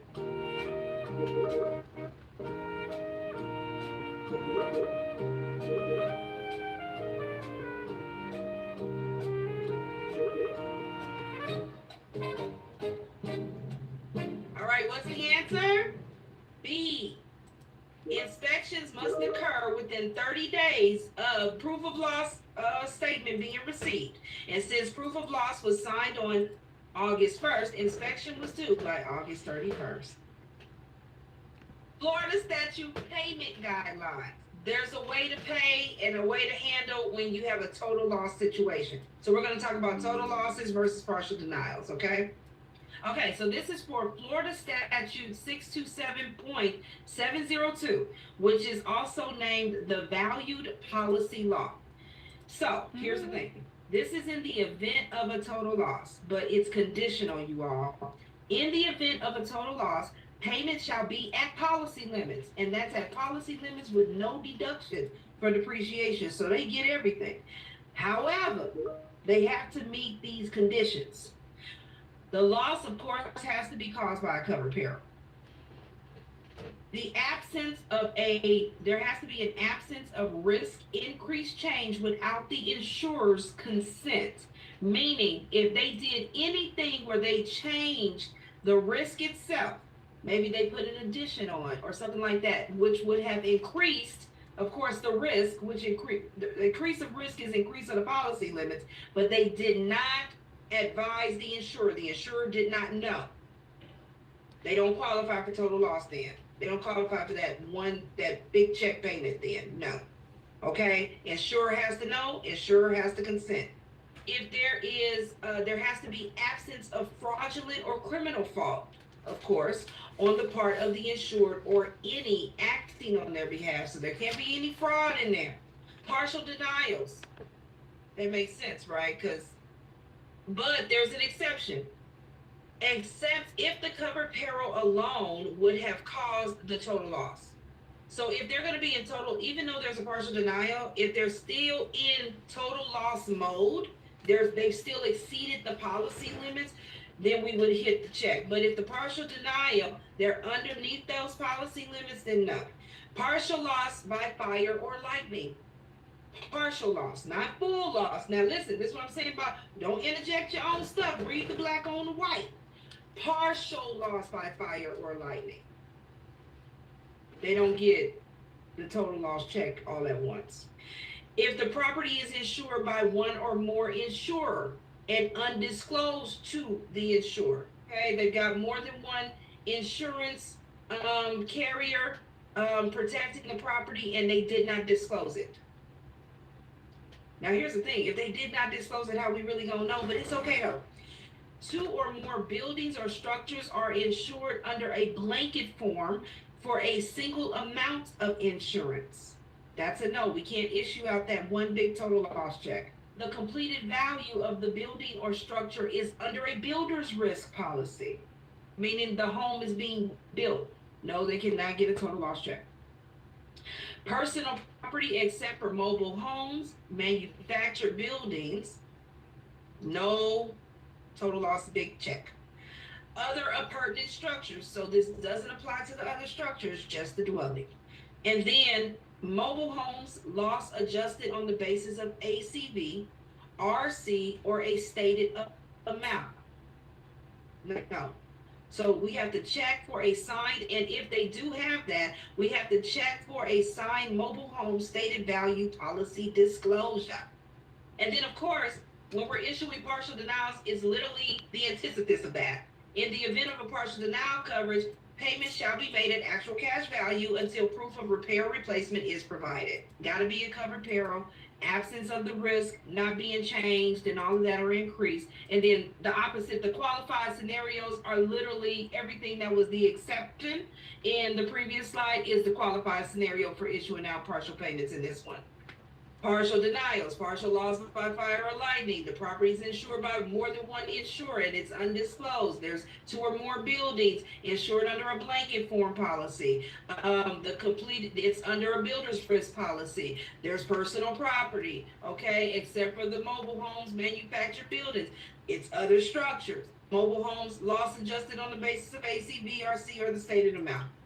All right, let's go over this Florida state language.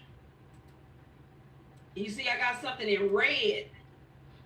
We're going to just reiterate it. Preliminary and or partial estimates. It's got to be capped. It got to be 12 point font size. It has to be bolded. You cannot change this language under any circumstance. This estimate represents our current evaluation of the covered damages to your insured property and may be revised as we continue to evaluate your claim. If you have questions, concerns, or additional information regarding your claim, we encourage you to contact us. And then those partial payments. You cannot make any changes to this under any circumstances. It has to be in all caps. 12-point size. It has to be bolded. We are continuing to evaluate your claim involving your insured property and may issue additional payments. If you have questions, concerns, or additional information regarding your claim, we encourage you to contact us. Cannot change this language, okay? Because again, it's state mandated. Authority and settlements. So let's talk about your file authority.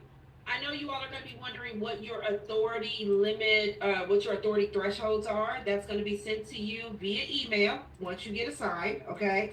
And just keep in mind that your authority thresholds will change or could change with every storm. So just because you might have had, I don't know, 10,000 for Hurricane Michael does not mean you're going to have, 10,000 for Hurricane Maria.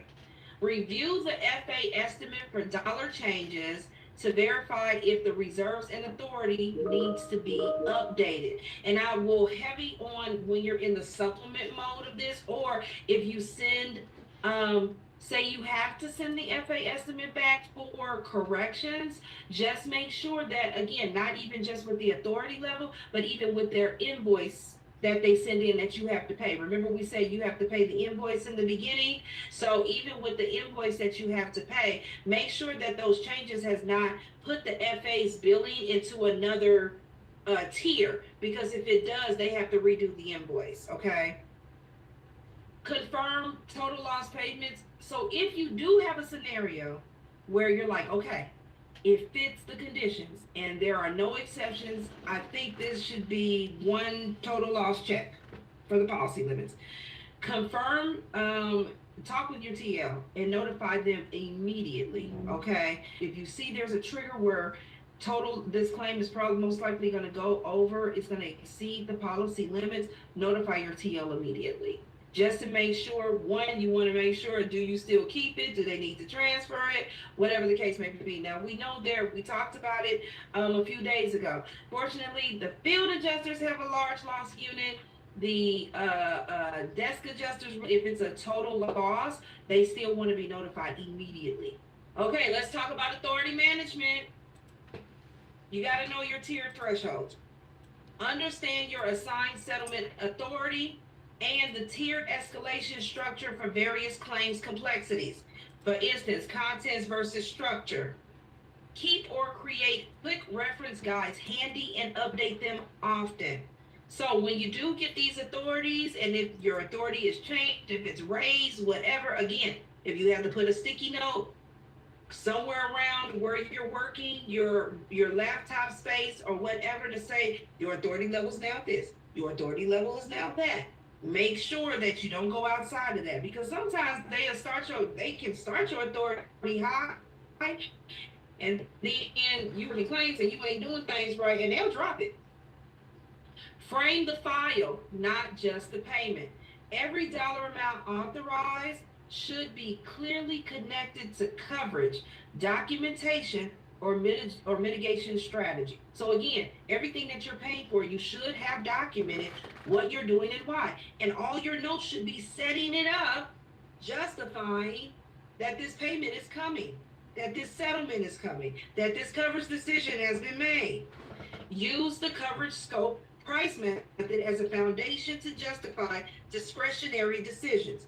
And of course, if you're really, really on the fence and you're really in doubt, consult your TL. And here's the thing, we know that even if you're experienced, this may be your first time working claims for Evolve. This may be your first time working claims for that particular carrier. We know that there is going to be a time where you're going to make mistakes. You're going to have a lot of questions. You're not going to do some things right. That's okay. We're prepared for that in management when we're working with adjusters on all levels. The thing is, but are you learning from your mistakes? Are you moldable? Are you teachable?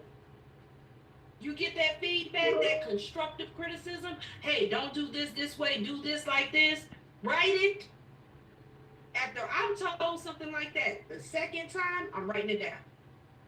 Make it easy on your TLs and your file reviewers, please. You have your claims. I have to review all my whole team's claims. I don't have time to keep backing up and repeating stuff and telling you the same things over and over and over again. The moment above authority is realized, begin preparing the file for authority review. Okay? Update your reserves. Check coverages, prior payments. Double check the photos and the documents and image right. Make sure they're labeled. The mortgagee. Again, you should be doing this ahead of the game and being ahead of this. But just in case you miss something, because we can miss things, once you know you're going to have to send this thing up for authority, you need to be make a checklist. You may need to call it the authority checklist. I used to have one of those too, where you say, okay, are my reserves updated? Okay, is all the payments in the correct coverages? Okay, what about all these prior payments? Did I account for them all? Or advance payments? Are all my documents and my photos labeled correctly? Did I verify who the mortgage company is? Is it whatever? Make sure you have all that so that when you send it up, your claim is so beautiful and your notes are so tight and your documentation is all on point and you're all organized, and then your reviewers get it, the QA reviewers get it. They're like, ooh, they give me these person's claims every day. They always got it on point. I've had those adjusters on my team too. I love them. I'll jump to review their claims first. They get their closures out early in the day because I know when I get this person's file, I know it's going to be either no corrections or very little. That's what we want. Help me, help you, help us, okay? Internal notes. You want, a lot of times, they may want one big summary note just to bring everything forward from when you first started your investigation and evaluation of this claim. Key documentation references, make sure you need to in that summary note, say, okay, because of this, I made these changes or that, please refer to this photo, please refer to this document, this invoice, whatever the case may be, all right? If there's anything that's urgent, hot, whatever, make sure you note that. Anything that there's a sense of urgency on the claim file, note it. You may even, if it's like a hot claim, or even something that you might have slipped and now you're like kind of, moving fast, trying to get it going so you can meet your deadlines. And you might want to tell your TL like, hey, I kind of, this one's at the deadline and we kind of push this to the front of the list or whatever. Can you tell the reviewers to, kind of push that ahead because the agent's involved, the Department of Insurance is involved, whatever the case may be. Like, this person's really mad. Options considered and why the selected approach is optimal. So even if, I would say that really applies in claims that may be gray. You might be on the fence of a decision like, oh, I could go this way or I could go that way. If I go this way, they're partially denied. If I go that way, they are, covered, and it might be very gray. So if you decide on the coverage side of things, make sure that you are explaining your thought processes, because we cannot read your mind. If the quality of your work product is where you're always making mistakes, we're telling you the same thing 2, 3, 4, 5, 6, 7, 8, 9 times to fix on every single claim, I'm going to when I see your file come across my desk for me to review, I'm going to scrutinize it more because I know you're susceptible to making a lot of errors. So I'm going to look for them. I'm going to make it my business to look for them, versus if it's a person who's always on point with their notes, with with everything. Vendor payments. Verify the contractor or vendor information. Get the EIN number. Get their mailing address. Make sure Make sure the mailing address is right, because sometimes the address on their letterhead or whatever may not necessarily be their mailing address. Just like the loss address may not be the mailing address for the policyholder. Same thing for the contractor. So just verify, okay, I have your address as this. Is that your mailing address? Yes. Okay, good. When we're talking about payments with the PA or the attorneys involved, double check everything. Again, still got to double check the mailing address from whatever the company address is, double check their letter of representation, EIN numbers, their company names, because who wants to go back and redo checks? Who wants to go back and redo anything? You barely want to do what you're being paid to do. Let's be real. You want to get maximum benefit with minimal effort. Come on now. Add a note about paying Evolve invoice for the FA work. Okay, so when you pay the FA's invoice, make sure you're adding a note about that. All right, pending approval. Now this is a talk path. So this may be a conversation that you're having with the policyholder. I reviewed your contractor's estimate and supporting documentations. I have reconciled the differences and come to an agreement pending approval. I've submitted your file for review and will follow up in 3 to 5 days on the outcome. Once approved, we'll issue payment and send the breakdown letter and copy of the estimate to your email and mailing address. So you already know what I'm about to say, right? Create a template for your talk paths. That way you make sure that you're talking about everything you're supposed to be saying, giving all the information you're supposed to give with each and every claim. All right. Another talk path when you're having to have a discussion about partial coverage. Your contractor's estimate includes some items that fall outside the scope of coverage or that require additional documentation. However, based on what's been verified and is currently covered under your policy, we're able to offer a settlement of. This is one of those situations where you may still have some open pending items, but you're going to pay for what you know you owe. Pay for the undisputed stuff right away. Don't hold on to that. If you still need information on the siding, but you're good on the roof, pay for the roof. Pay for it, please, because that's showing good faith. That's what we want to do. Pay for the We want to show good faith, okay? This offer reflects the confirmed damage, scope of repairs, and pricing in accordance with your policy. If additional documents become available, we can review those for a potential supplement. Another example of maybe a partial coverage note. We just talked about a partial coverage conversation. What about the note? This claim presents a justified settlement opportunity. And this is just an example. You don't have to be, it's up to you. You know how you speak, okay? This claim represents a justified settlement opportunity based on scope alignment and policy coverage. We've confirmed coverage under the HO3 form, and the estimate reflects approved repairs based on the field adjuster's documentation. The insured has expressed readiness to proceed with settlement, and we verified the contractor's pricing. There may be a different formed authority request note or statement that Evolve prefers over this. But again, if they don't, start thinking about creating that authority kind of note statement that you want to say when you're saying, hey, I'm requesting authority for this. I'm sure you're going to probably have some form or spreadsheet you have to fill out to put all the numbers in and all of that. All right.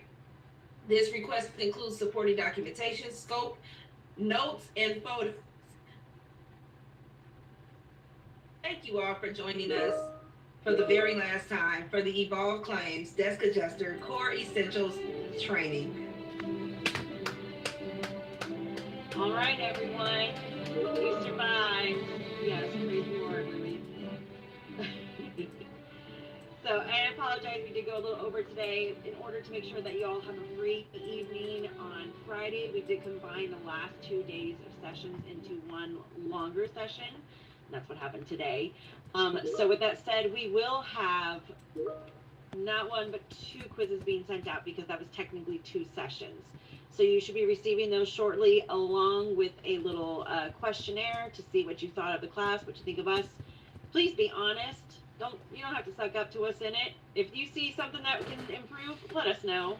But otherwise, and if anyone has any questions, go ahead, and now's the time to speak up. Dustin and I are here to field anything if you have a question, so go for it.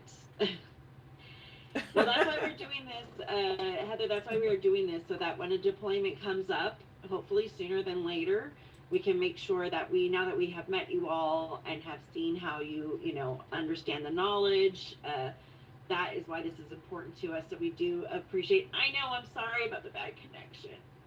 Was it bad today? Hopefully there wasn't too many Wasn't issues. too bad. I No, keep there telling was my no husband. issues today, Danielle. Okay. You were good. It was all good Oh, today. Thank you guys so okay, much for good. your time. And I hope everybody has a wonderful rest of the day. Thank you, Zach.